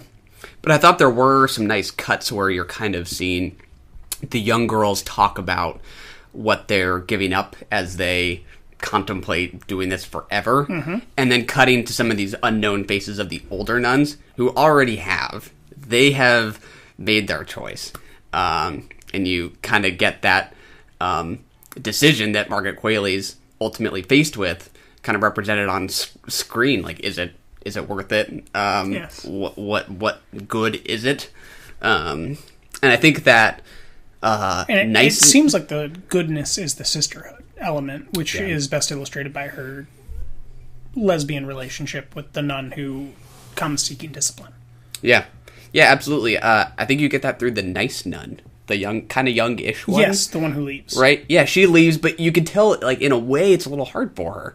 Like, there's something that she does like about it. I think that's absolutely right. She didn't want to, but she had to. Yeah, I think that's completely right, that it is something about the sisterhood, about just that feeling of being together. I think that it's... I'm just kind of coming up with this right now, but I almost think that it's maybe the mirroring of something like Fury, where... in his film, it's very much driven by the brotherhood of this tank crew. Oh, okay. And by all rationale, they should want to leave, but they stay together because of these relationships, even in the face of this horrible war, as they have casualty after casualty. Yeah. And it's kind of a similar feeling where they're almost in war, and it's not a real war because it's a holy war, which isn't necessarily a real idea. It's just something that is kind of used to manipulate and gain control over those that would be able to give you control with something so simple of an idea. And it's, used in all religions. So it seems kind of something like that, where they're almost together in this sort of a war and abuse situation of terror and trauma. And that brings them so close that it's almost like war vets, where no one else is going to understand this. No one else is going to understand starving to death for the Lord. Yeah. In wartime, right? Like, if you were alone, you would bail in an instant, right? But if you have a group... I would Dunkirk the shit out of war. Yeah, if you were in a group and there is this message that you are there for this greater purpose... you're looking to other people to see kind of, what the group is doing. Yeah, the group mentality. And in that broader message sort of usurps whatever just immediate awfulness you're experiencing. For most, yes. Yeah, exactly. And that's what made it so wrenching for me, is to see her just lean harder and harder into this idea that she's going to try to... And it kept failing her. And hurting her. And that's what made that film hard. just this cycle that she's not feeling anything in response from God, and she thinks that's because she's not trying hard enough, so she tries harder, so she feels even less. It's brutal. It kind of ties in nicely with... We got to see First Reformed earlier this year in May during SIF. Yeah. And then I got to see Mary Magdalene recently. And then we've got The Nun coming out in a short while. Yes. It's kind of a nice, slow, religious build of a film. Yes. We should have paired Novitiate and The Nun. We should have. That was on us. We'll have to find something else that Tessa Farmiga is in, perhaps. Exactly. Yeah. Excited for that if one. we've got enough time that week. Yeah. So, just closing thoughts on Melissa Leo for you. I don't think that we got too much out of you on her performance. I liked it quite a bit. I think she was successful in being sort of the monster she needed to be, like you said. And on the other hand, I think she successfully communicated why she might want to hide what these Vatican documents were. Yes. Before they were into effect. Yeah. I think it was an advantage to the film for sure. I certainly enjoyed talking about this film and its ideas more than I enjoyed watching it. Yeah, that happens. Sisterhood! Woo!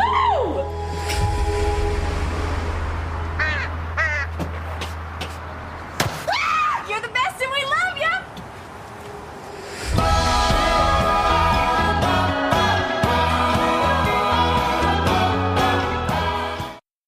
That is right. Support the girls, if you will. Andrew Bujalski, if I'm pronouncing that correctly. The director of the live-action Lady and Tramp film himself. Very interested in seeing what that comes out, and what that will be like. His last film was called Results, which I liked quite a bit. I think this is your first experience with Andrew Bujalski. It's the first experience where I've known it's him. I was looking through his list and I had seen one or two of his other films, but I don't recall what they are off the top of my head. It was pretty late last night. Early this morning. Yep. We just saw this last night at the Grand Illusion Theater here in Seattle. What'd you think? Talked me into it. That's right. Well, you sent me a text that said, hey, I'm going to go see this movie at 7. Want to go?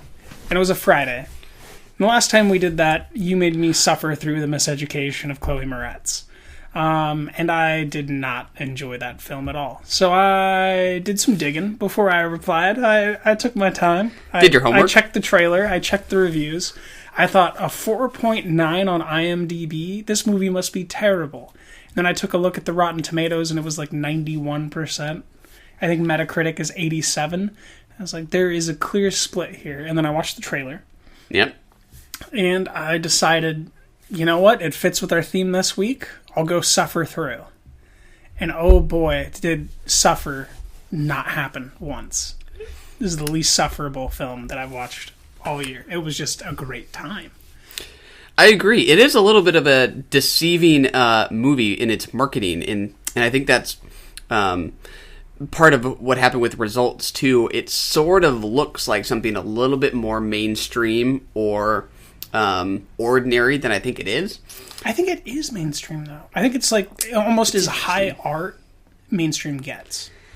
I think you're right, and I think that's why I love it so much. Is I think there's like a really small number of films that sort of like fit in this gap that it fits in. Wind gap, if you will. We'll get to Wind Gap later. Don't get too excited about Sharp Objects just yet. I'm just looking at this pencil. But yeah, it is a super accessible movie. It's just to kind of lay the groundwork, since this just came out. It's in super limited release. This is the only theater it's playing at in Seattle. It's not on VOD yet. It doesn't have a release window scheduled, so it could be out on digital release for you guys to watch next Tuesday. Yeah. Or it could come out in November. Or it could be pushed to next year. Yeah. And Disney could buy the rights to the film and plan on putting it out in conjunction with Lady and the Tramp. We have no idea what's happening as far as its release beyond this. Yeah, that's what made me eager to check it out before, it perhaps got lost. And I'm definitely glad we checked it out. I think tonally it's just a really distinct movie. I don't think it feels like any other comedy that you're likely to see at the multiplex, even though on the surface it kind of looks like it or feels like it in some way. It certainly has comedy. The strongest parts of lesser comedies are present here. Yeah. But what those weak comedies don't have is the strength of character and the slow burn of interest that this film has. I was interested from beginning to end, and I never looked anywhere else than the screen. Like last year, my most famous incident of not looking at the screen, I decided to watch Justice League in IMAX. And I realized that it was more interesting to look at the cup holder that was pushed up in front of me, reflecting the light of the screen, than the film itself. That caught my eye more than the film. Not a good sign.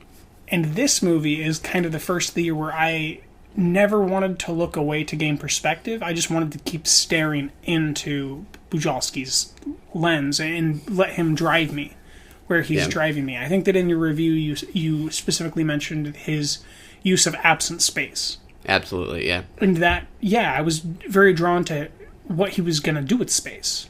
Yeah. And what personalities he was going to have inhabit these spaces. Yeah. Yeah, I think, what I talked about in my review was how, it comes together partly just in the framing, but also in the editing. How often you see characters, sort of exit the frame and the camera sort of lingers on the space in which they previously were.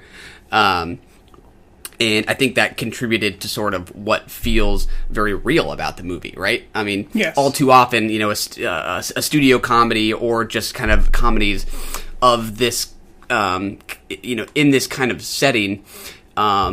This fried chicken bar food girl. Yeah, they feel just a little commercial, or they feel a little bit like product or something like that. Extremely commercial. Yeah. Like this very easily could have been called Mid-American Pie. Yeah, exactly. Right? Like it's a film that's like the highest version of art that the American Pie audience would also like to watch. Yeah, and it's really subtle choices like that I think contribute to that sense of realism. So one is sort of that choice to sort of, linger on these empty spaces that sort of suggest that there is a world beyond that which the characters immediately inhabit. I think that sort of, gives the film like some expansiveness. And then the way characters enter and exit and never come back. Yeah, absolutely. And there's also there's no music beyond that which is like in the world of the film. See, that's not something I noticed at all. Oh, I absolutely noticed that. Yeah, you're more of a form guy. Yeah. I was drawn to these performances. Yeah, I mean, another movie that I liked earlier this year, but that's just different, is something like Game Night, right? Yes. Where studio comedy that has this kind of romantic element to it. From what I remember, I could be wrong, but I think that's sort of the kind of movie that uses music to sort of cue us into this is a romantic moment. Or this is a chase scene, or this is an action scene, or this we are in a bar moment. now and she doesn't know that this is a real gun. Exactly. Unlike Support the Girls, where you take the music out and it all kind of happens at once, right? And you never really can tell whether something's about to become serious or if you're about to laugh. Sometimes or a little if it's bit about of both. to end right when it should. Ooh, do you think it went on too long? No, it ended right when it should have. Okay, that's what we talked about that last night. Yeah. On a number of occasions, it sort of feels like you think to yourself, like, oh no, what's about to happen? Yes. And sort of, sometimes, like, nothing really happens, like, just, it continues. Yeah, we're almost thrown by how, like, okay, we have zero emotional stakes at the start of this. Yeah. Instantly, young boy, gotta get him childcare. Okay, it's handled, never re-enters the film. Yeah. All of a sudden, she's picked up, told to go to the bank, doesn't make it to the bank. It's just these things keep happening. It's just life. stuff and happening. She's almost the victim of these things happening, but she's also got this agency about her where she's she's controlling and willing to take responsibility and get things done. and take care of these girls. And she's always telling the people who deserve it the least, you can always use me as a reference. Yeah. It's just this wonderfully down-to-earth, but very responsible film. Yeah. And it's a very weird niche of the genre to make something like this. Yeah, yeah. You could describe this story as one being about, the manager of a restaurant who's like a mother to her waitstaff, and you immediately have, some kind of, speeches in the middle where she's, inspiring, or, some emotional moments where she's really taking care of them. Like, it just feels as a much more, like, everyday kind of vibe to it. Yeah. Right?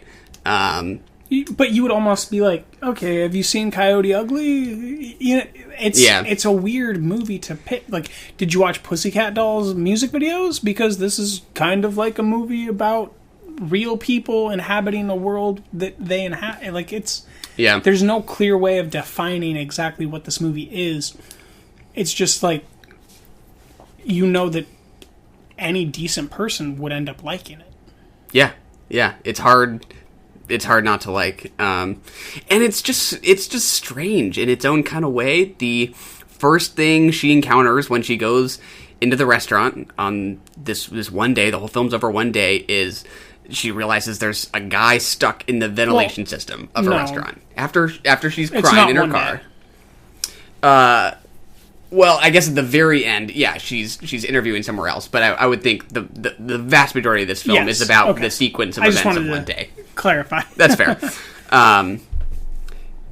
Just a weird occurrence, right? Like, you're immediately like, what the heck is going on? Like, why is this guy in the vent?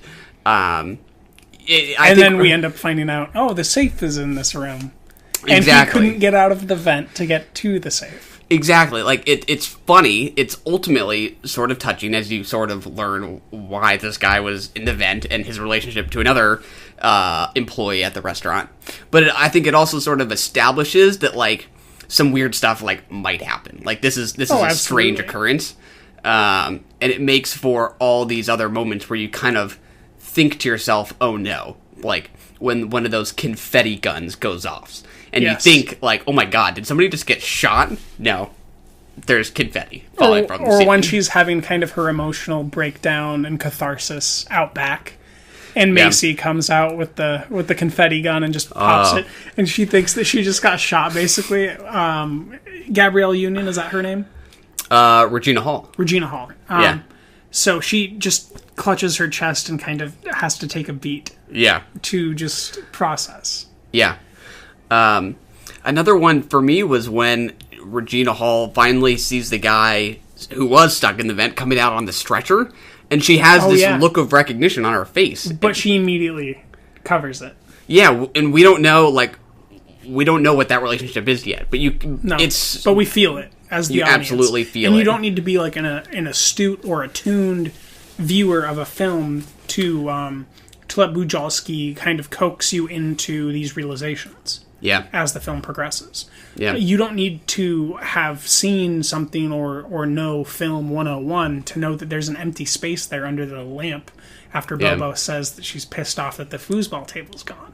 Yeah. It's just a presence that you feel of emptiness constantly. Yeah. And then when eventually when she leaves, you feel that foosball emptiness again with her absence. And I thought that the character Daniela, who is played by a one-time actress in this film, Shayna McHale, was a powerful performance. She was very much dominated the screen. It reminded me of Tangerine, kind of, where like every time they were in frame talking, I was just ecstatic to hear the end of the sentence and hoped that they kept continuing to say another sentence. Yeah, she was hilarious. Her sort of seemingly... it was an indifference, I guess. Yes. About what's going on. Like, do you like working here? Yes, as she shakes her head no. Exactly. There's all this kind of seemingly strange offbeat stuff going on throughout the day, but to her it seems just like a normal day. Any other day, yeah. She got her kid childcare, the car wash went well. She doesn't really care much. for any other things. Macy's keeping things locked down at the bar. Yeah, she's just getting through a day, kind of like they all are, and they're just kind of helping each other do it. Yeah. I think the emotion is really subtle, but it's absolutely there. This is it's exactly like I how said, that sisterhood Yeah. thing. Like, you can feel the brevity of their emotions constantly. Another one of those, kind of feints is when she's in the car. Regina Hall's in the car with her boss on the way back to the restaurant and sees a woman crying in a smoothie place. And her employee. But we don't know that at the time. I did.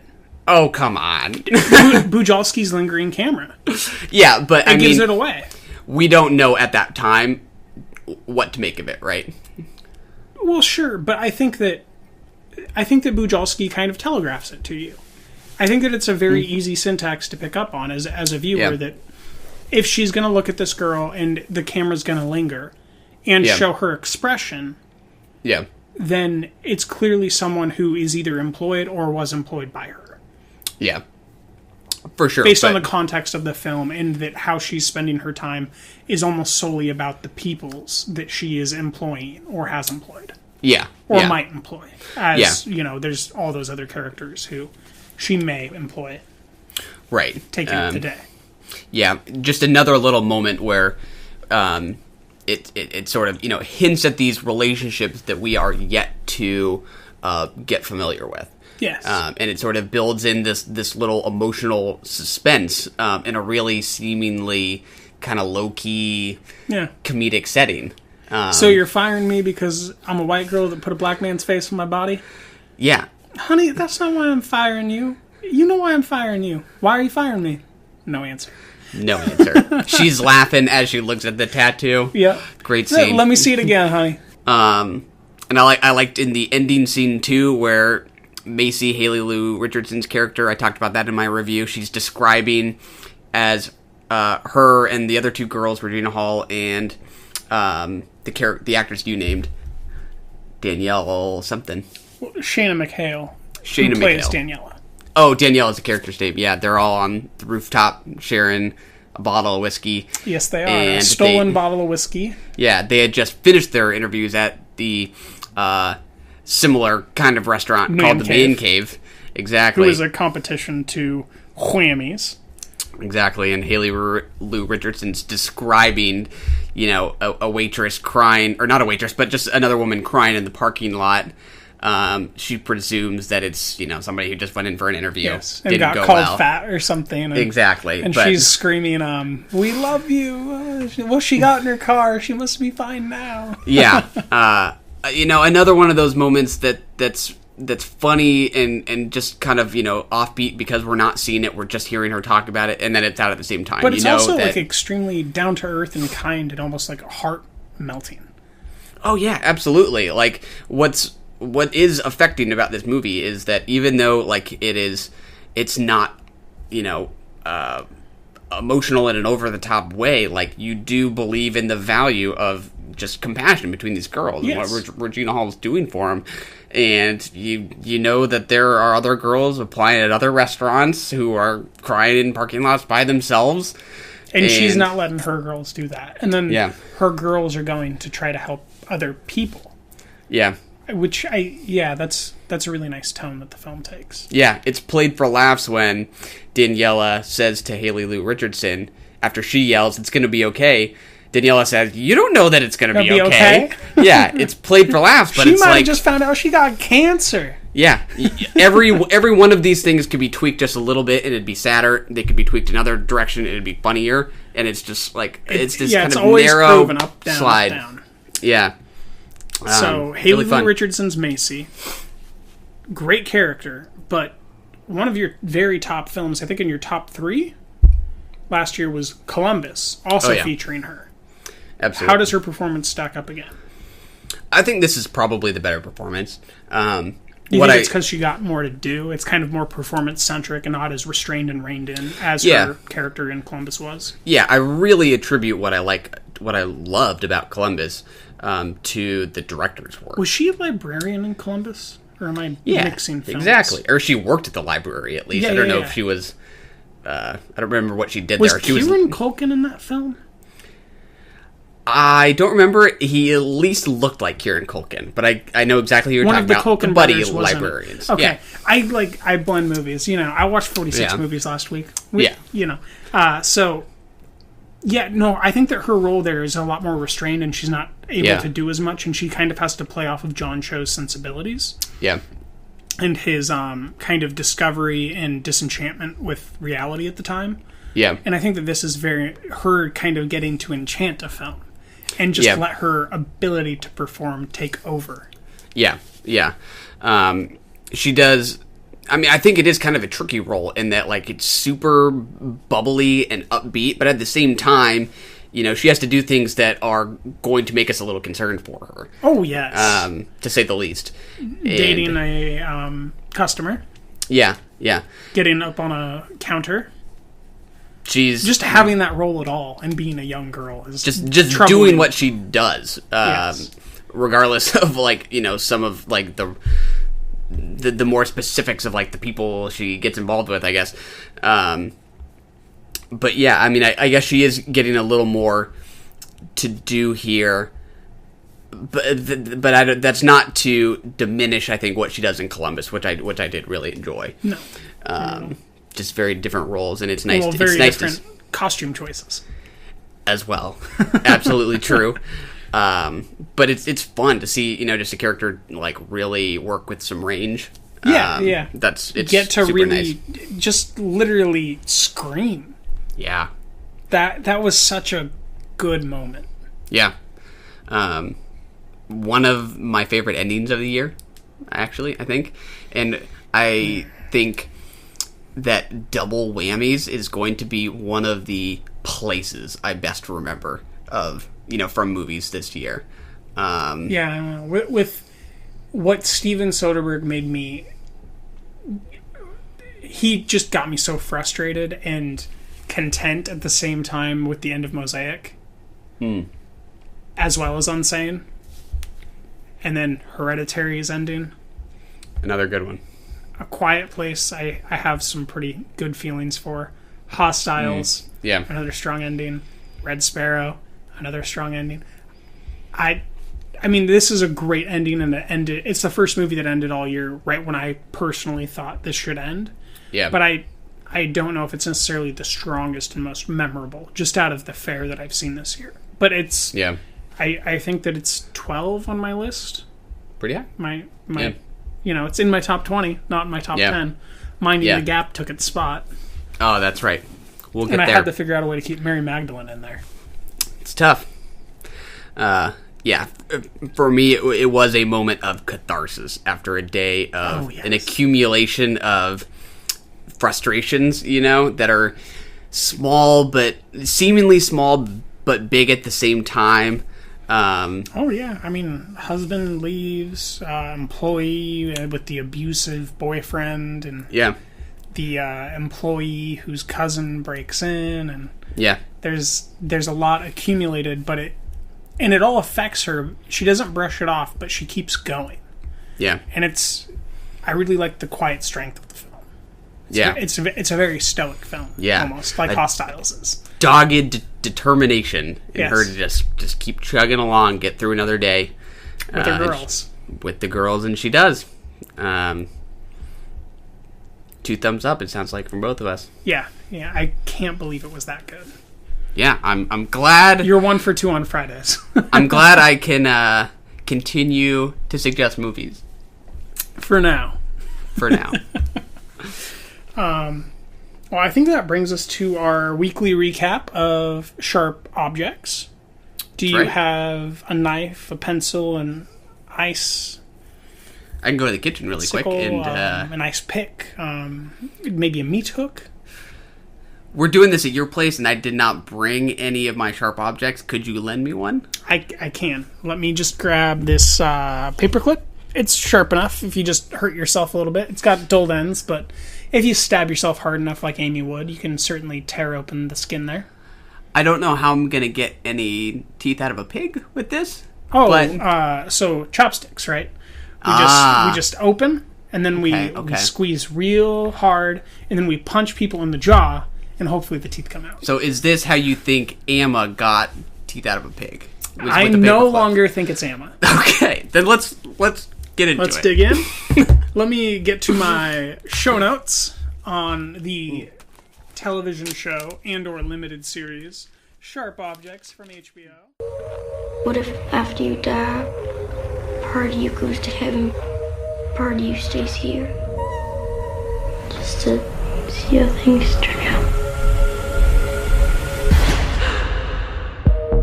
So we're going to start with Closer, episode 5.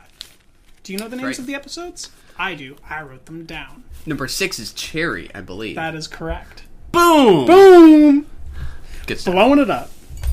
You can hear that second beer kicking in. Ooh, boy, we got another half. So, for the first time, I took note of what the intro was on episode 5, Closer. And just kind of the list of things that happens in order, mostly in order. Some of the things I'd kind of hold in my mind and just keep writing because I could hold one thing in my mind at the time. Pigs, factory, record, bug, flashlight, totem, dancing, blood dripping, dancing, skating, wires, fractured glass, Amy's character Camille, reflection. Boom. Boom. It's kind of, it kind of definitely gives the tone of the film, or the limited series, much like True Blood did. Yeah. That intro, you know, it's not necessarily elucidating a better understanding of the show, but it's definitely giving you a genre feeling of the show. Yeah. Yeah. And the music changes with the intro each time, right? And the intro changed each time. I didn't write down the intro of episode 6 because I just didn't have time this morning, but it was different. Yeah. I was like, where's the totem? Where's the wires? And I didn't see them. Yeah. It'd be interesting to kind of think about this in hindsight and to try to assess, like, does the tone of the music at all suggest or hint to where we might be going tonally in that particular episode? Yeah, that could would be be a stretch, but like I don't think it would be a stretch with Jean-Luc. They seem like pretty conspicuous, like, changes. That would be right? the best reason for him to not give Chris Messina that playlist. Exactly right. Yeah. I do think it's a super strong intro, and I think intros are actually pretty important when it comes to miniseries to kind of get me back into that world each episode. Absolutely. Especially if it's weekly. Yeah. You know, Netflix's miniseries where you get it all at once. Yeah. I don't necessarily need that as much, and I often do skip the episode intro, or like the show intro, if I'm watching it, you know, back to back. Yeah. For binging, I would agree that it might just not be necessary. But, you know, these I have broken up, and I do think it's valuable to kind of sink back in. So, episode 5 opens. We have Calhoun Day. That's right. And we have Patty looking down on everyone. And we also have her husband walking up and asking kind of what to wear and to make choices for him. And we come to learn that this area that Patty's looking down on everyone from is made of a certain substance. Do you remember this substance? No, I don't remember this. It is an ivory floor. And she's looking down on everyone from an ivory tower, technically. Do you remember when she brings Chris Messina up inside the house and it's an all ivory floor? Yeah, she's looking down on Camille. She's talking a little bit about Camille's past, but being oblique about it, if I remember correctly. Kind of reassuring him that she won't tell him what he wants to know. Yeah, which is very typical her. Patty, right? Yes. You know, to tell you that there's something you probably want to know, but I'm not going to tell you. And I know it. Mm-hmm. Yeah, exactly. That is key. Mm-hmm. So, just kind of, before we continue going, coming into this episode, I still felt like Amy could have just killed Amma. But it turns out to be a dream. Ended the previous episode, yep. Which I think that maybe I said that it could just all be a dream, and that ended up, you know, the absurd thing added on ends up being the correct thing. Yeah. And let's see. Who do you think did it at the beginning of episode 5? Going into this episode? Yes. Before you have the benefit of these next 2 episodes. Let's just kind of take our temperature moving, you know. Yeah. Well, it's always interesting to keep track of who you think did what. Yeah.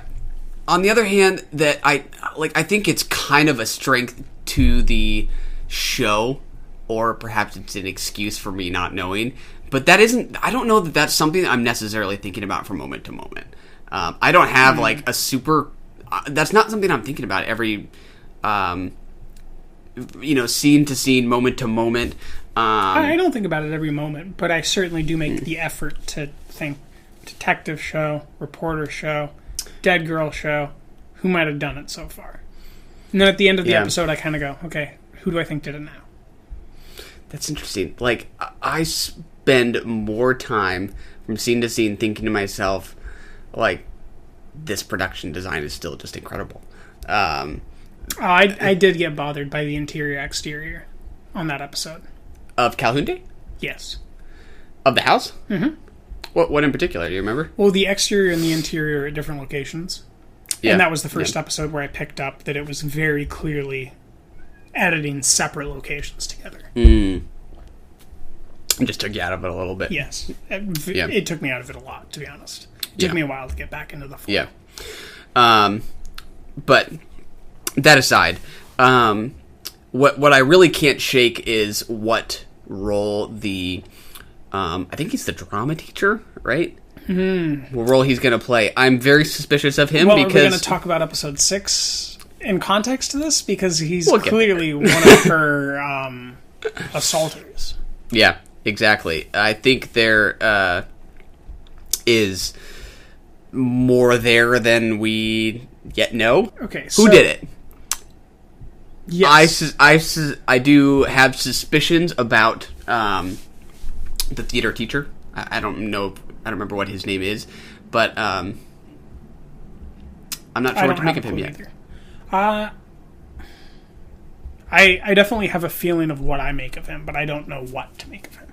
Yeah, I think that there's sort of two.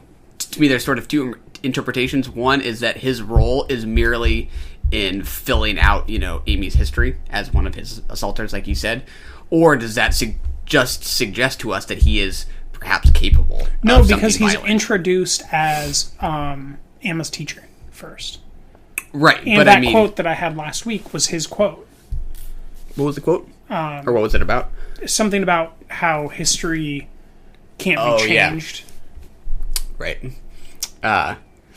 Yeah, I mean, regardless of how we meet him, I just think us knowing that he was there perhaps suggests that there's something latent within him that he is capable of. So he is... there's a big question mark over his head. There certainly is a very accusatory tone to Calhoun Day, where it's very conspiratorial, the camera is. It's kind of looking at everyone as if they have their own conspiracy. Right. And anytime that it kind of drifted towards the women on the porch, I kept thinking about Suspiria's Witch Coven. Ooh, yeah. And I was taking note of... I'm sure you could tell me what color their dresses were, but I was like, only one of them's in white, and the other ones are in colors. And every single time I see the drunk friend... Oh, yeah. She's in the darkest color. In the scene. Any scene she's in, she's almost always in the darkest color. Yeah. And I wonder what that's about. Yeah, I'm trying to remember, since I watched these episodes apart, did they drink? Didn't they take some... They were taking harder drugs prior to getting up on stage, right? Well, you're talking about the kids. Yeah. I'm talking about the girls. Like the friends that are Patty's age. On the porch. Oh, right. Got it. Okay. In that circle. Gotcha. And Patty comes out finally. They're talking about her behind her back, and she talks to the little girl, and she comes over, and then she leaves. Yeah. But you know how they're all kind of in almost a different pattern. One of them's in a white dress. And then the drunk friend, who's always drinking in at the bar and just always getting loaded, is in the most dark outfit. Right. In the scene. And she's almost always in the darkest outfit.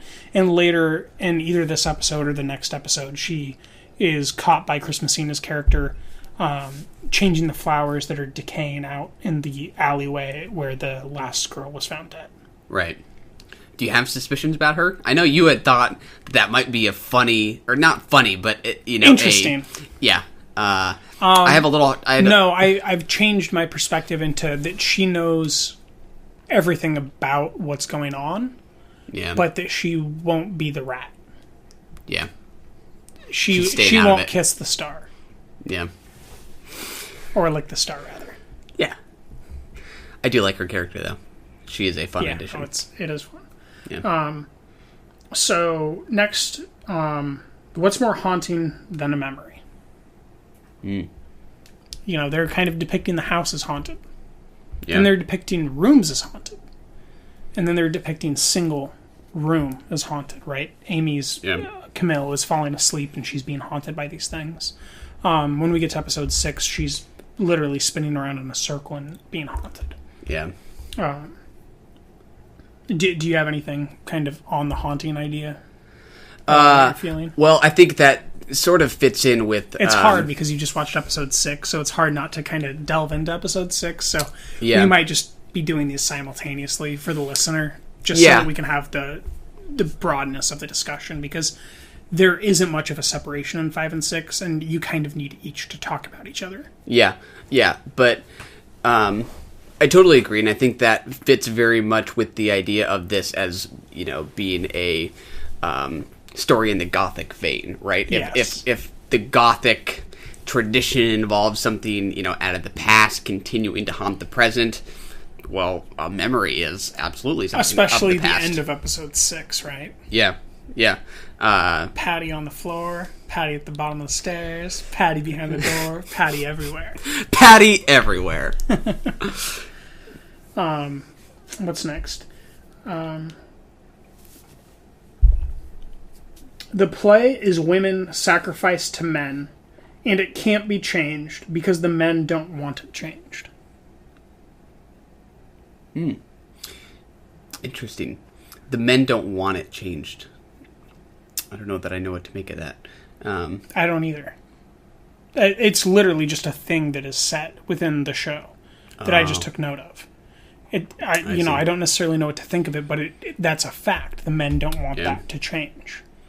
Right. Or maybe they can't handle the change is another way of saying that. Or maybe the women in control don't want the change because the women in control lose their control.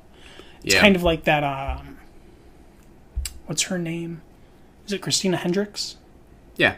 The actress? Yes. Yeah. In Mad Men. If things were to change within the advertising office, she would lose control of an entire half of the workforce. Yeah. And so she kind of didn't want the change to ever happen. And once it does happen, Elizabeth Moss kind of throws it in her face. Yeah. And so I think it's kind of in that vein of, the women that do have control, which would be Patty's character, don't necessarily want to sacrifice that control for everyone to feel better, because then she would be equal to them instead of in control of them. Yeah. And in control of other notable characters, such as the sheriff. Yeah. And the number one business owner, who is her husband. Yeah.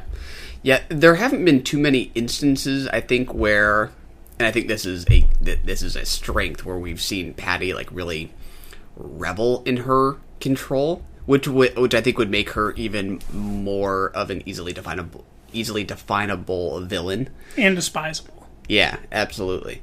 That control is there, but it's she acts as if she doesn't have it, right? Yes. She's as if she's the victim. Somewhere in these notes I have that she's acting like she's a Lolita character. Yeah. Even though she's much older, but she's playing it. She's wearing the almost Lolita sunglasses that we see Anya Taylor-Joy in Thoroughbreds. Yeah. She's wearing these soft white dresses that are, very girlish. She has a very demure character to her body's mannerisms. Yeah. And she's always expressing herself to be the victim of other things. But slowly we've begun to understand that she's, as much as she's presenting as that, she's really in control of all these things. Yeah. It's really not hard to imagine Emma becoming like her mom.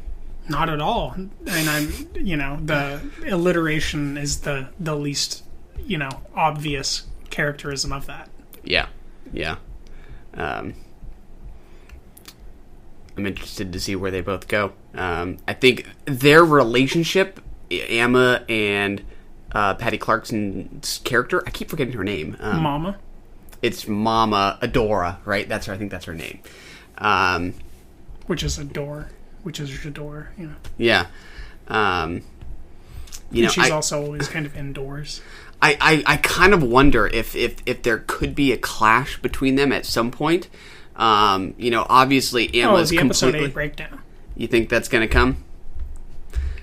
I mean, Emma's it depends obviously... on what happens in episode 7 to set Amy's character up with the need to do something. Yeah.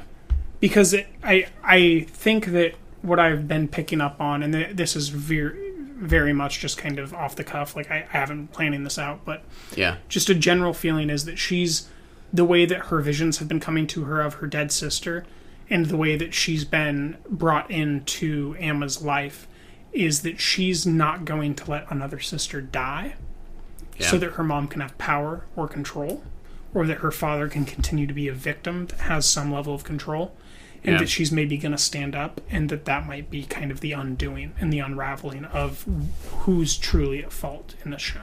Yeah. There could be, like, you're saying there could be a greater bonding between them in the form of some kind of not necessarily protection. Even a bonding, like a classical, like, we're going to make them bond, but like Emma can hate her, but she's going to keep Emma from dying. Yeah. Type of a bond, which is going to completely unravel and destroy the characterization of this house. Yeah. It's easy on one hand to sort of suspect Emma, but on the other hand to sort of just see her as vulnerable, right? Like, and a very cunning victim, especially in that pool scene in episode 6. Yeah. Yes. I mean, you could maybe see her as manipulative, and that I think she definitely is, but you might also just see her as that's how she's come to stay alive. I think she could be too overconfident. Interesting. Yeah, I feel like one reading could be that with her having learned from her mother what it is like to try and be in control and be manipulative, she might underestimate her own power, which is mainly sexual. That's a good note. It's definitely expressed as sexual, right? What she might not realize is that in somebody else's eyes, her sort of outward sexual behavior might be responded to violently. Yes. And I think that's how she could get herself into trouble. Yeah. Which we haven't really gotten and yet. Likely get Camille into trouble. Exactly. So we're still in episode 5 notes here. First 10 minutes, Emma says, "Don't tell Mama again." Just kind of that onward note. Episode 6, I don't remember her saying, "Don't tell Mama" once.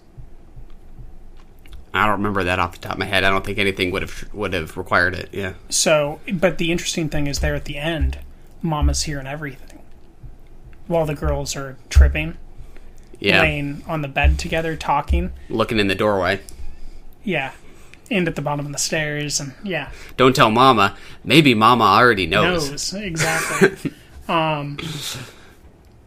Patty's mama, which is Adora, says, "You've both made me bleed." Do you remember this scene? The dressing room? Where she gets really frustrated? I absolutely remember the dressing scene. I'm trying to remember the context. She says that to Camille? She says that to both of them.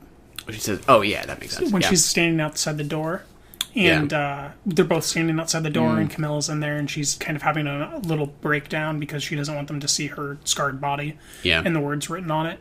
And I almost think that she's like squeezing her hand with like her nail or something. From the rose bush. Yeah, like cut. I almost think she's tearing it back open. And what's interesting is that she's kind of accusing them both of causing her pain, but she's also putting herself up by reminding them that they're only alive because of her.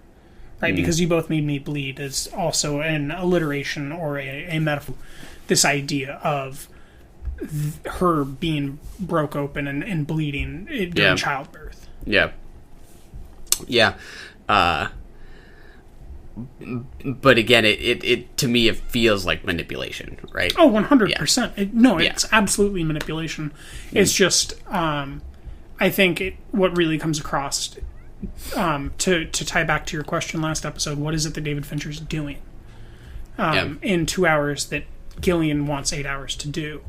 I think the difference here is this slow burn of Gillian's word use that didn't necessarily come across in Gone Girl, but that is coming across here now.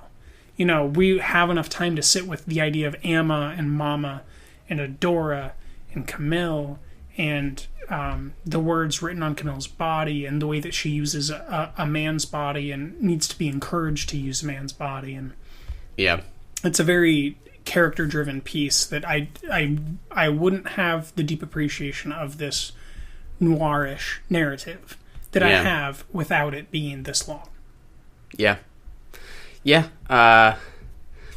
I still don't know that I completely agree. I completely understand that argument.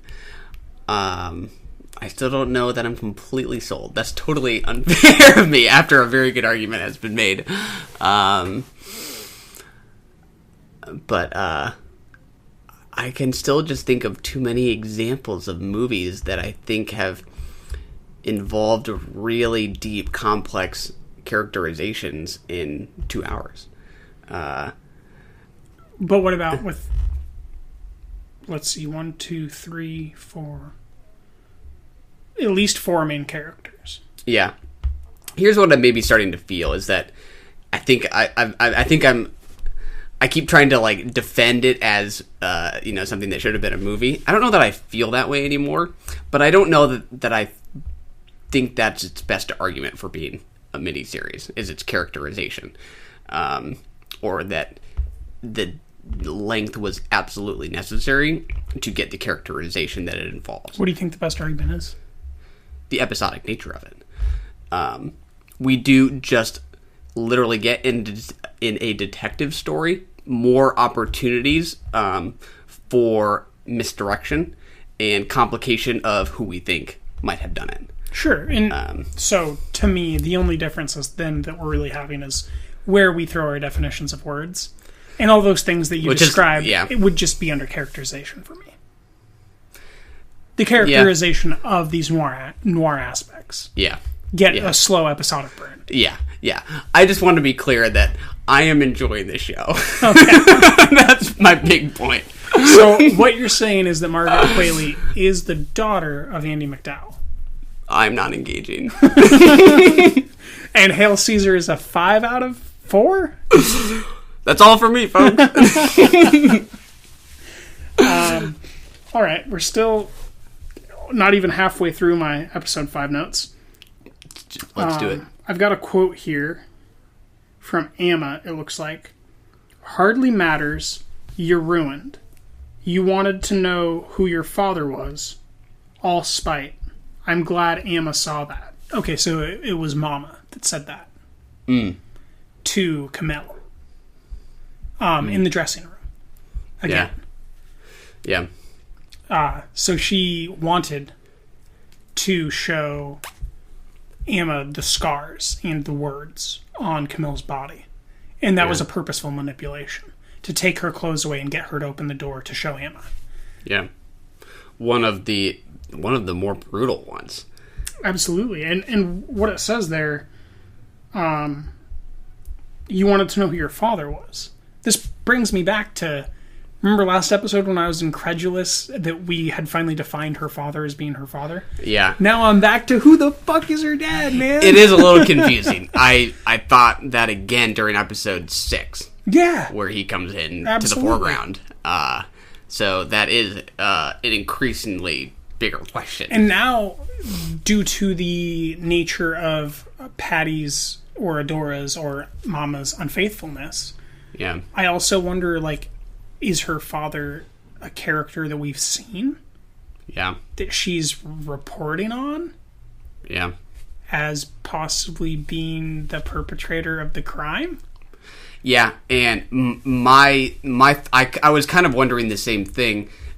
I mean, these are kind of less interesting, like, deductions, but I think kind of, like, age-wise, the only person who came to mind for me was the sheriff, who had come to her house the sheriff, before. or perhaps, I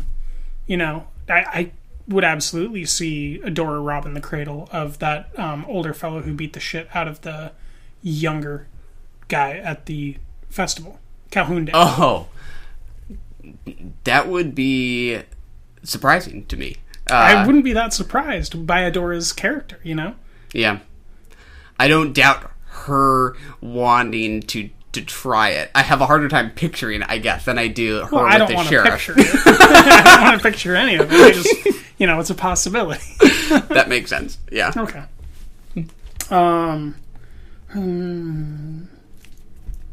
Oh yeah. So the old friend is always, like I said earlier, in juxtaposing clothing to the norm, or when she's in a group, she's kind of characterized as like a black sheep. When she's in a group, Camille, you mean? No, the old friend, the drinking friend. Oh, gotcha. Yeah. The one who won't tell Christmasina, but will tell him that he's getting warm. Yeah. Knows more than she's willing to let on. But is honest about it in a way that Adora isn't. Yeah. Like, she's a lot more earnest than most characters. Yeah. She seems like the one who's sort of least comfortable in the kind of the world of Wind Gap. You see all these other women who, despite, probably suffering in some way from the workings of this small town, she's one who I think seems like very, very aware of what's going on. Yes. And her only solace is drinking. And in kind of keeping the dead. Yeah. She doesn't, want to resurface it. But she's constantly kind of seen at the crime scenes and at the grieving scenes, and just kind of taking care of the things that need to be taken care of, right? She's taking down the posters so that the mom doesn't have to see them at one point in time. And then she's taking the decaying flowers and throwing them in the trash and leaving the pretty flowers and rearranging them in the alley. So she's almost serving this purpose that makes me think that it's definitely Adora. That's interesting. But then it's got to be Adora kind of with somebody, right? Like, you can't picture Adora but doing this. You know what I mean? Like, because they're friends, it's like, even though someone's... So, like, you can have friends that are abusive, and you end up thinking that you're responsible for their actions, and then you end up kind of cleaning up the pieces, even when you're kind of separated. You still take care of the people that they ruin. And that's kind of what I'm picking up on. She's still taking care of the things that Adora's ruining. Yeah. And doesn't want to sort of put the pieces back together herself in public. Exactly. Yeah. Who can blame her? So, next quote is, those Preaker girls sure do like their boys and badges. Once again, at Calhoun Day. I think it's from the girl that we were just talking about. But just, something to keep in mind. Yeah, the town's relationship with the police, that's what you're talking about, right? Or that's what it was in reference to? She's talking about guys with badges? Is that what you said? So Christmasina's character and Camille, Amy Adams' character, and then Adora and the sheriff. Yeah. The girls and their boys and badges. Yeah, exactly. Do you remember who said that? I believe it was the black sheep friend, the drinking drunk friend. lady. Yeah. It sounds like the kind of observation she would make. But it was one of the girls amongst the on the porch in that circle that I was referencing earlier. It's one of them. Right. Yeah. Then we got Calhoun Day is the vicious rape and beating of a defiant child bride who loses her pregnancy. That's literally what the day is. Why are they watching this? That's not me reaching. That's not me wanting to, look for some sort of alliteration or something nuanced. That is literally what they say the day is about. Yeah. All this time, people are questioning whether or not Calhoun Day should go on, and that's what it's for. Yeah, it's for celebrating the beating and brutal rape of an already pregnant child bride. Pretty brutal stuff. This is very terrible. I don't like it one bit. I would not attend Calhoun Day. No. Well, if Amy Adams and Patricia Clarkson were there, maybe. Just to watch. Just to visit with them. Yeah. Ask Patty how she's doing. That's fair. So, Adora brings Chris into the manse, and Emma's playing with the dollhouse with the boy and girl. So, right when Adora brings Chris in, Amy's love interest, Camille's love interest, and right when she brings him into the house, Jean-Marc immediately shows Emma playing with the dollhouse. Interesting. I don't remember that. And that's at the dollhouse. She's with the boy who she's in the play with and another girl. And they're all taking either ecstasy or LSD. Yeah. Which we find out later. But the initial thing that we show is the manipulation that we were talking about last episode. Her moving, rearranging the dollhouse. Yeah. So it's as Adora is manipulating things, as is Emma. Again, is how it's presented, but that's not actually what's happening. Right in front of Chris Messina, yes. Who's not, and that's not and registering. Later, at the end of episode 6, right, they're high as hell rolling on roller skates past the other sheriff. Yeah. It's small touch and he doesn't react, but yeah. So it's kind of a running theme of getting away with something. Yeah. Oh, absolutely. Or the Preacher girls getting away with something in front of the sheriffs. Yeah. Or men with badges. Very routinely. And then I just got Patty's Ivory Tower there. Roses and Thorns, constantly coming up. Drinking enough to get through Calhoun Day is the tradition. I don't blame them. Of the women. Yeah. You know? It feels good to be tied up, submitted, hurt, desired, Emma tripping during the Calhoun Day performance. So the way that they're characterizing her being tied up is kind of juxtaposed later in the episode with Camille kind of being submitted by Chris Messina in bed. And that's how the episode ends. And that's the only time that either of these girls are really giving themselves over to being free and letting go and not being obsessed and consumed with how to control themselves or what to do. And it's the only time that they kind of seem to be relaxing. And it's a very interesting kind of a statement about what this place is like and what these girls are like in the home that Adora is running.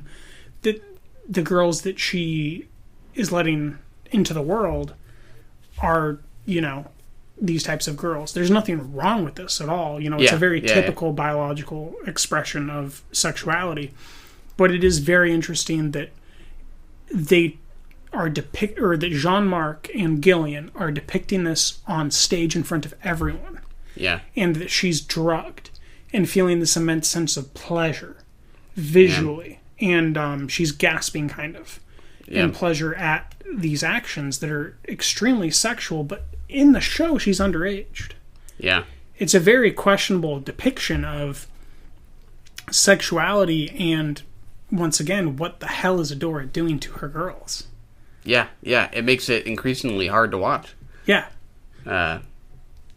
It's hard to continue with at times. And another kind of juxtaposing thing is Camille is overly clothed and Emma is underclothed. Oh, big time. Yeah. You know, and Adora is always wearing white. Yeah, very consistent costume design between the three of them, and consistent with their characters. And then there's a conversation that I don't know how to characterize correctly going on in the play about the Union and the South, or the Confederacy. Yeah. And the men of the town. Yeah. And what they may or may not be doing to women. Yeah.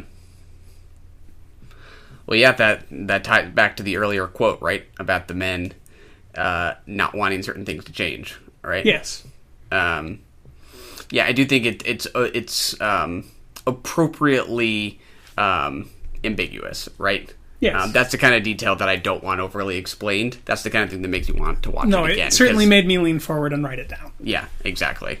That's why it's in the notebook to begin with. Yeah. And this is a malicious quote that I didn't expect, but kind of always felt was coming. I think I know which one this is. That's why I think I never loved you. that cold nature. That's Adora to Camille, sitting on the veranda, telling her that she never loved her, ever, and that it's because of her father's cold nature. And if it was hard to watch the first time, you get it again at the start of episode 6. You sure do. That's the first thing, in fact. That's the I never loved you opening dialogue is my note. Yeah. Just so you don't forget. Yeah. How cold she can be. And then, so, as it ends, we have a few more scenes that kind of depict different people that could have done it or victims of the crimes of the girls dying. Yeah. And the finale is her after being told that her mother never loved her and that's why she can't express love. She goes to Christmasina's hotel room, knocks on the door, and goes and has intercourse with him. Yeah. And then kind of my final notes there are that she's giving into domination. She's finally letting herself be overpowered. She's finally not in control. And she's, for the first time, at the mercy of someone else. Even though, she is Camille, she's still able to control things. Things could turn at any point in time. And that's what's almost more impressive, that she's not taking over.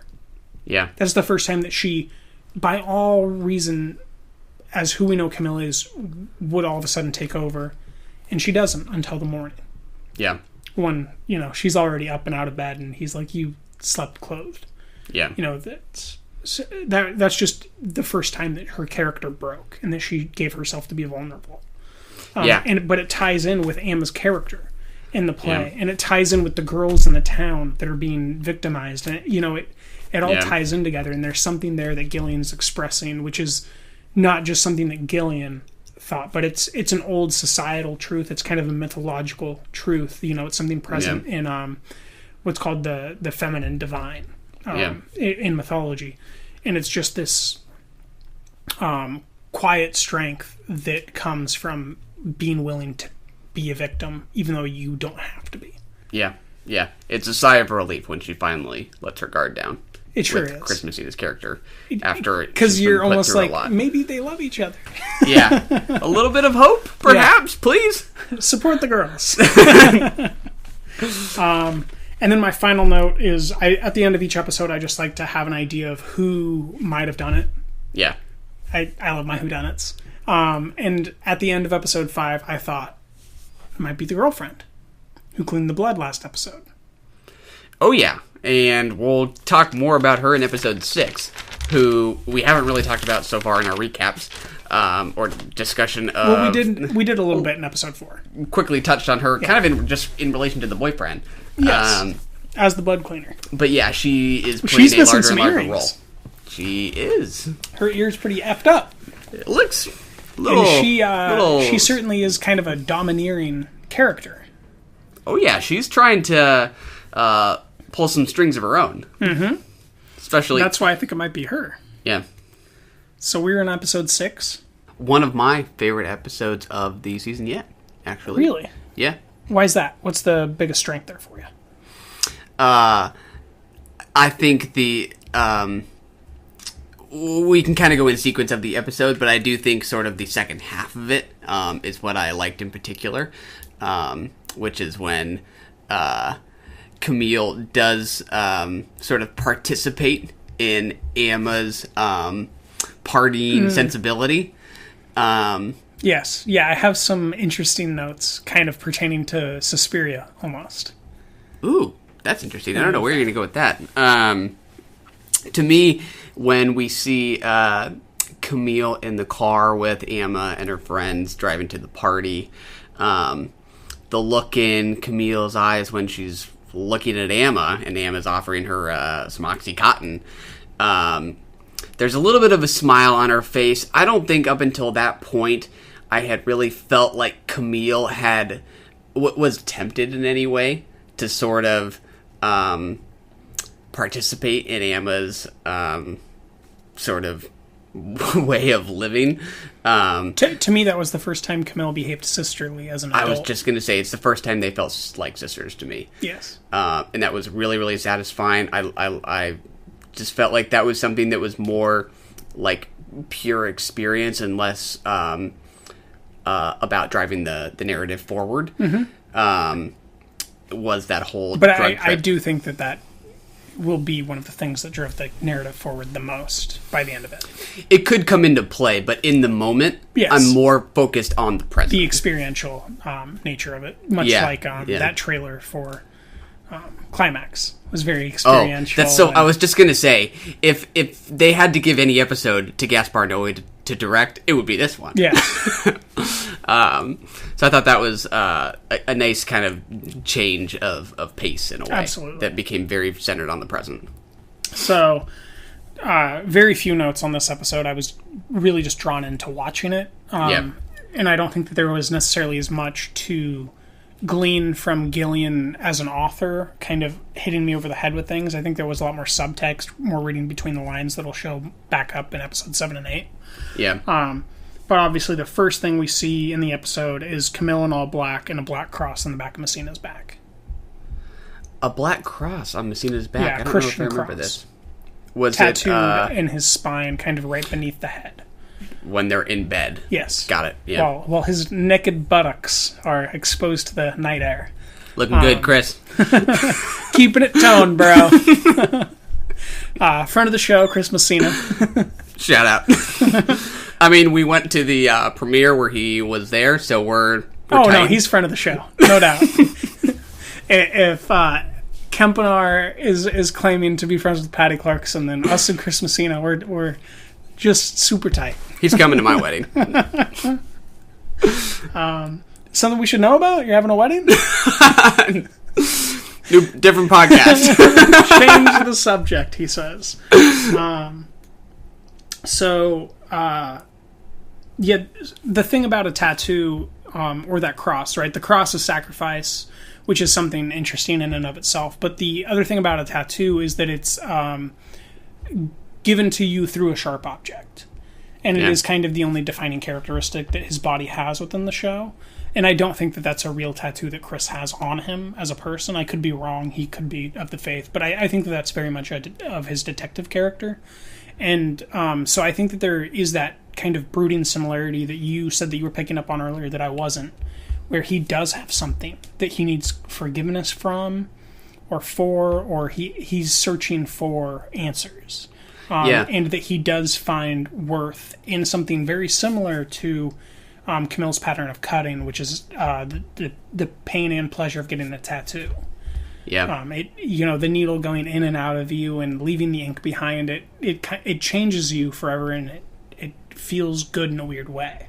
Yeah. Yeah. If you have that sensibility. Yeah. Yeah. To me, in any given show or movie, there are always sort of hints at aspects of a character that you're not going to get to know more about, which make it a strength. Well, yeah. Sometimes to me there are good questions there, and there are bad questions. Sometimes to me it's too obvious that there's something about this character we're never going to know, and it feels too over the top. A little too ostentatious or something like that. To me, that's a really interesting touch, because I kind of feel like he's already kind of come across to me as sort of this defeated kind of character, sort of possessing some shame, which we talked about at one point. I don't know that I would have really expected him to be the kind of person to turn to religion for solace. Yes. So that does sort of just change the way you look at it, right? Even though there's no reason for us to really go back to it, it just sort of enriches it how we doesn't think change about him. the way I looked at him. It magnifies it. It brings more to it. Well, I guess I would say change because it's something I didn't expect from him. Yeah. But it's not like a wild shift of his character. It's just like enlivening of. Absolutely. It's subtle. But, small touches are what make the difference. Yeah. So my next note is that Patty is encouraging overly sexualized behavior, floozy behavior, out of both of her daughters. Do you remember in what way you were thinking she did that with Camille? She would have been encouraging her relationship with the detective, Chris Messina. Chris Messina? Yes. And then also encouraging Emma to, continue to dress kind of like a doll that is overtly sexualized, much like Patty's dressing herself. Yeah. And so what's interesting is that Patty's kind of orchestrating this overly sexualized characterization of young girls and her girls, which ties back into Calhoun Day, I think. Yeah. Yeah, it's interesting how we never really see Emma behaving, in that sort of Lolita-esque vein in front of her mom. It's her sort of being this, perfect little daughter when they're playing with the dollhouse together. But perhaps the mom would be pleased with how sort of shrewd she is and using her sexuality. I certainly get that sense. Yeah. Because she knows all her. the things that Em's doing, but she's not letting her get in trouble for it. Yeah. And it seems like she was maybe not giving Camille the same leeway when Camille was a child, based on the flashback context. Yeah. You can see, to me, I feel the disappointment that Adora has in Camille sort of not being able to use her sexuality in the same way because she has deliberately destroyed her own body. Yeah. Yes. So next is that thing that I brought up earlier, Patty striking a Lolita-esque pose to control men and downplay her own strength, to kind of subvert their expectations of how strong she is. Yeah. And how much control exactly she has over this town. Yeah. Very consistent. So now we get to that Suspiria idea. It seems that alcohol amongst women is being used constantly as either a potion or a poison. And these female cliques in Wind Gap remind me of witch covens. Ooh, that's interesting. Because they're always talking and whispering and shifting perspectives on who's allowed to be who to whom and how. Yeah. Which is interesting to think about then Camille, who's not meshing with any of these cliques, but right? is being drawn in, right? This is specifically in reference to her friend who's pregnant picks her up and hands her alcohol. This is right when I took this note. And then they go on to continue drinking at the party, and she goes and openly admits that they were being a bitch to the only girl who's black within the entire group. Yeah. And then there's the housemaid who is the only other person that she's sharing affection to. But this friend who she's admitting that she was a bitch to, in the flashback is the only friend who tried to console her and didn't tell other people that she was cutting herself. Yeah. So there's this interesting theme happening. And this interesting and extremely troubling theme coming up again of Union versus Confederate. And where did she move? Where did Camille move? North or south? I don't remember what north. she did. Did she move north from to St. Louis? Yes. Yeah. But within the novel, she moved to Chicago. Yeah. But in the podcast, Gillian said that they made the choice to have it be St. Louis because it's closer geographically and just makes it easier. Yeah. It's a drive so away. I do think that there's a conversation Gillian's having about North and South. And the sensibilities and humanity and the lack of humanity. Yeah. To me, I very much got an idea about kind of insiders versus outsiders. Yeah. For, in the context of sexuality, because when she goes to that party with the friend and the other ladies are crying, as they watch whatever movie that was or whatever show that was. I think that was weird, just like a soap. But I liked it. Yeah. And they're all talking about how they don't think that she could really understand what it's like to... Or, they don't think she can really feel the pain of a little girl being killed because she's not a mom, or has never had a kid. And that's what women are for. I think one of them literally says that. What's interesting is that at the end of that episode, Camille's sister Emma is completely juxtaposing that scene with saying her sister died and she's never addressed it or gotten over it. Or our sister died and she's never addressed it and gotten over it. Yeah. Which is really interesting that, this malicious kid is speaking truth that these adult women aren't. Yeah. I mean, the whole idea about like child behavior versus adult behavior, Emma and her friends on their roller skates all sort of seems, like an evocation of childhood. Yes. But like, what's more childish than this cliquish behavior amongst the adults, right? I think that's always kind of satisfying. And they're continuing to just drink like the girls are drinking. And then so the next thing I have is kind of tying into what you're saying. Girls and women are depicted specifically in this episode based on narrative words that are being spoken by characters in power and by the camera. And girls are moving. Girls have wheels. We dredge the bike up. Yeah. We have Camille and Emma on roller skates. We have them getting into the car and moving. And then multiplying. Remember that line about girls multiply? Who said that? That's the adult interaction where women are meant to multiply. Yeah. Okay. So it's this idea of movement. Mm-hmm. And I think multiplying and movement is very syntactically linked. Yeah. It's kind of a funny touch after seeing Emma on those roller skates the whole time to finally see Camille on them, right? With her, you gotta think this whole time she thought to herself, that looks so stupid. But sure enough, she looks like she's having a good time. And that's when she's having her best time and begins to behave the most sisterly that she has and kind of opens her heart. And as soon as she opens her heart, she begins to have the strongest visions of her dead sister. Yeah. In Emma's face. Yeah. And that's maybe why she's been keeping Emma at a distance, which is maybe why Emma's been behaving that way, which we weren't looking for why Emma was excusable for her behavior. Yeah. But this episode finally got that out of me. Yeah. And that, my next note, perfectly. Sisterly pain and abuse. Yeah. We already talked about it.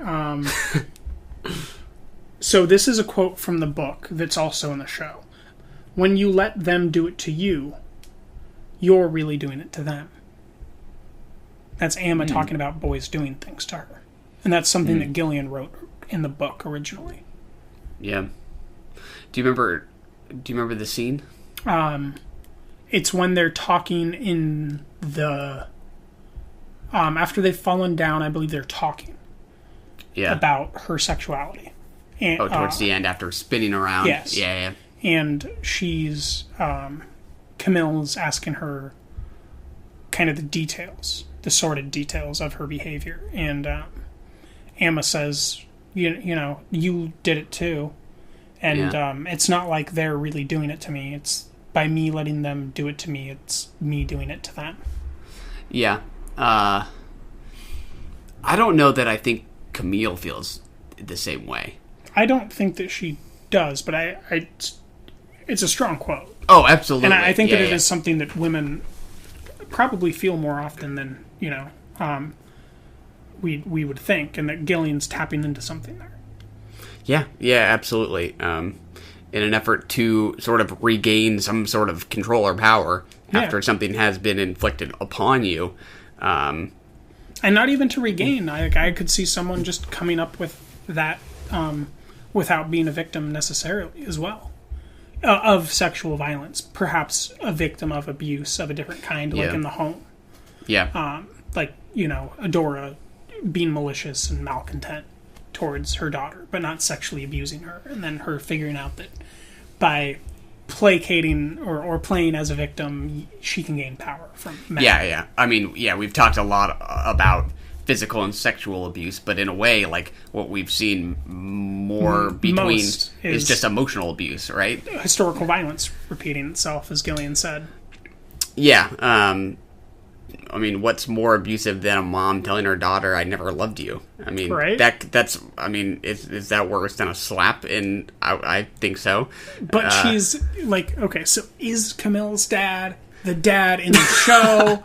I never loved your father, the cold nature. Like, what the fuck is happening? I really can't wait to get to episode 8 to find out. It is just confusing. I do like him as a character.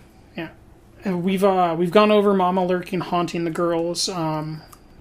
The last thing that happens is the dead sister is in the mirror's reflection. and says to Camille or to Emma or to both, it's not safe for you here, or it's not safe for you. Which I think means it's Adora. Huh? At the end of episode 6, it's absolutely Adora, right? In cahoots with somebody else, right? It doesn't matter. Who's the mastermind? I agree. She does seem to be the puppeteer, but, you know, to sort of contemplate what's happened, you have to consider all who's involved. Whose strings I think it's Adora, is she pulling? The girlfriend with the earrings ripped out, and either the boyfriend or the Adora's husband. Yeah. I think, even though, like, I see your point, like, well, like, who's really the mastermind? It's Adora, but, like, it's, like, I think it's worthwhile to think about, like, whose strings she might be pulling, because... Yeah, but if you're gonna keep up on every episode, that's just a lot of thinking to do. Well, yeah, but that's why we do it. I mean, last episode, when we were talking about last episode, you said that it's not conducive for you to think about who did it at any given moment. And now you're like, no, we need to think about every single person who has anything to do with it. The reason I say that is because I could see Adora being the mastermind, but somebody else taking the fall. Sure. Right? Well, yeah, that's what she set up. They set up that... The sheriff, when he witnesses them go roller skating past, goes into the diner and tells Chris Messina's detective character that the Mexican has been found guilty, the Mexican working at the pig farm, and we as the viewer clearly take that as a frame-up. Yeah. So even though, you know, we might have our suspicions that she's behind it, who else is involved, I think it's hard for me not to think about to some extent. Yeah. Yeah. So who all do you think did it? Well, I still have my suspicions about the theater teacher. Sure. But we really have not gotten how they might relate in any way. Other but he than seems to be the most obvious question mark. Couldn't get it up when they gang raped her. That's what we know. That's it. Yeah. I think that's a successful conclusion to episode 5, Drinking the Movies, Women in White. I hear a cat in a distant room throwing a fit and a tantrum against the door, a little bit of roaring. I think that's a good way to end it. Any closing shots, parting shots, closing words, exit statements? All the movies we watched, including Sharp Objects, the miniseries, are available at all the typical sources, so check them out. Well, let us know what you think. Support the women, though. Support the women is not. You're right. Support the girls. Not yet. Still to get a release on the wider formats. But we send us will comments. Do YouTube links for Lick the Star, The Boy Who Liked Deer, and The Frontier Experience. Those are all going to be free to watch. Just go to our website, Drinking the Movies. Which, you know, you can go to our Instagram or our Twitter to find the link to get there. I think that's probably pretty much it. Let us know what you think. We're going to go watch Papillon and probably get ourselves another beer and a burger if we have the time. We'll see you next week. This has been Taylor and Michael. Drinking the Movies. We'll see you next week. We have to go. I'm coming with you. And cut.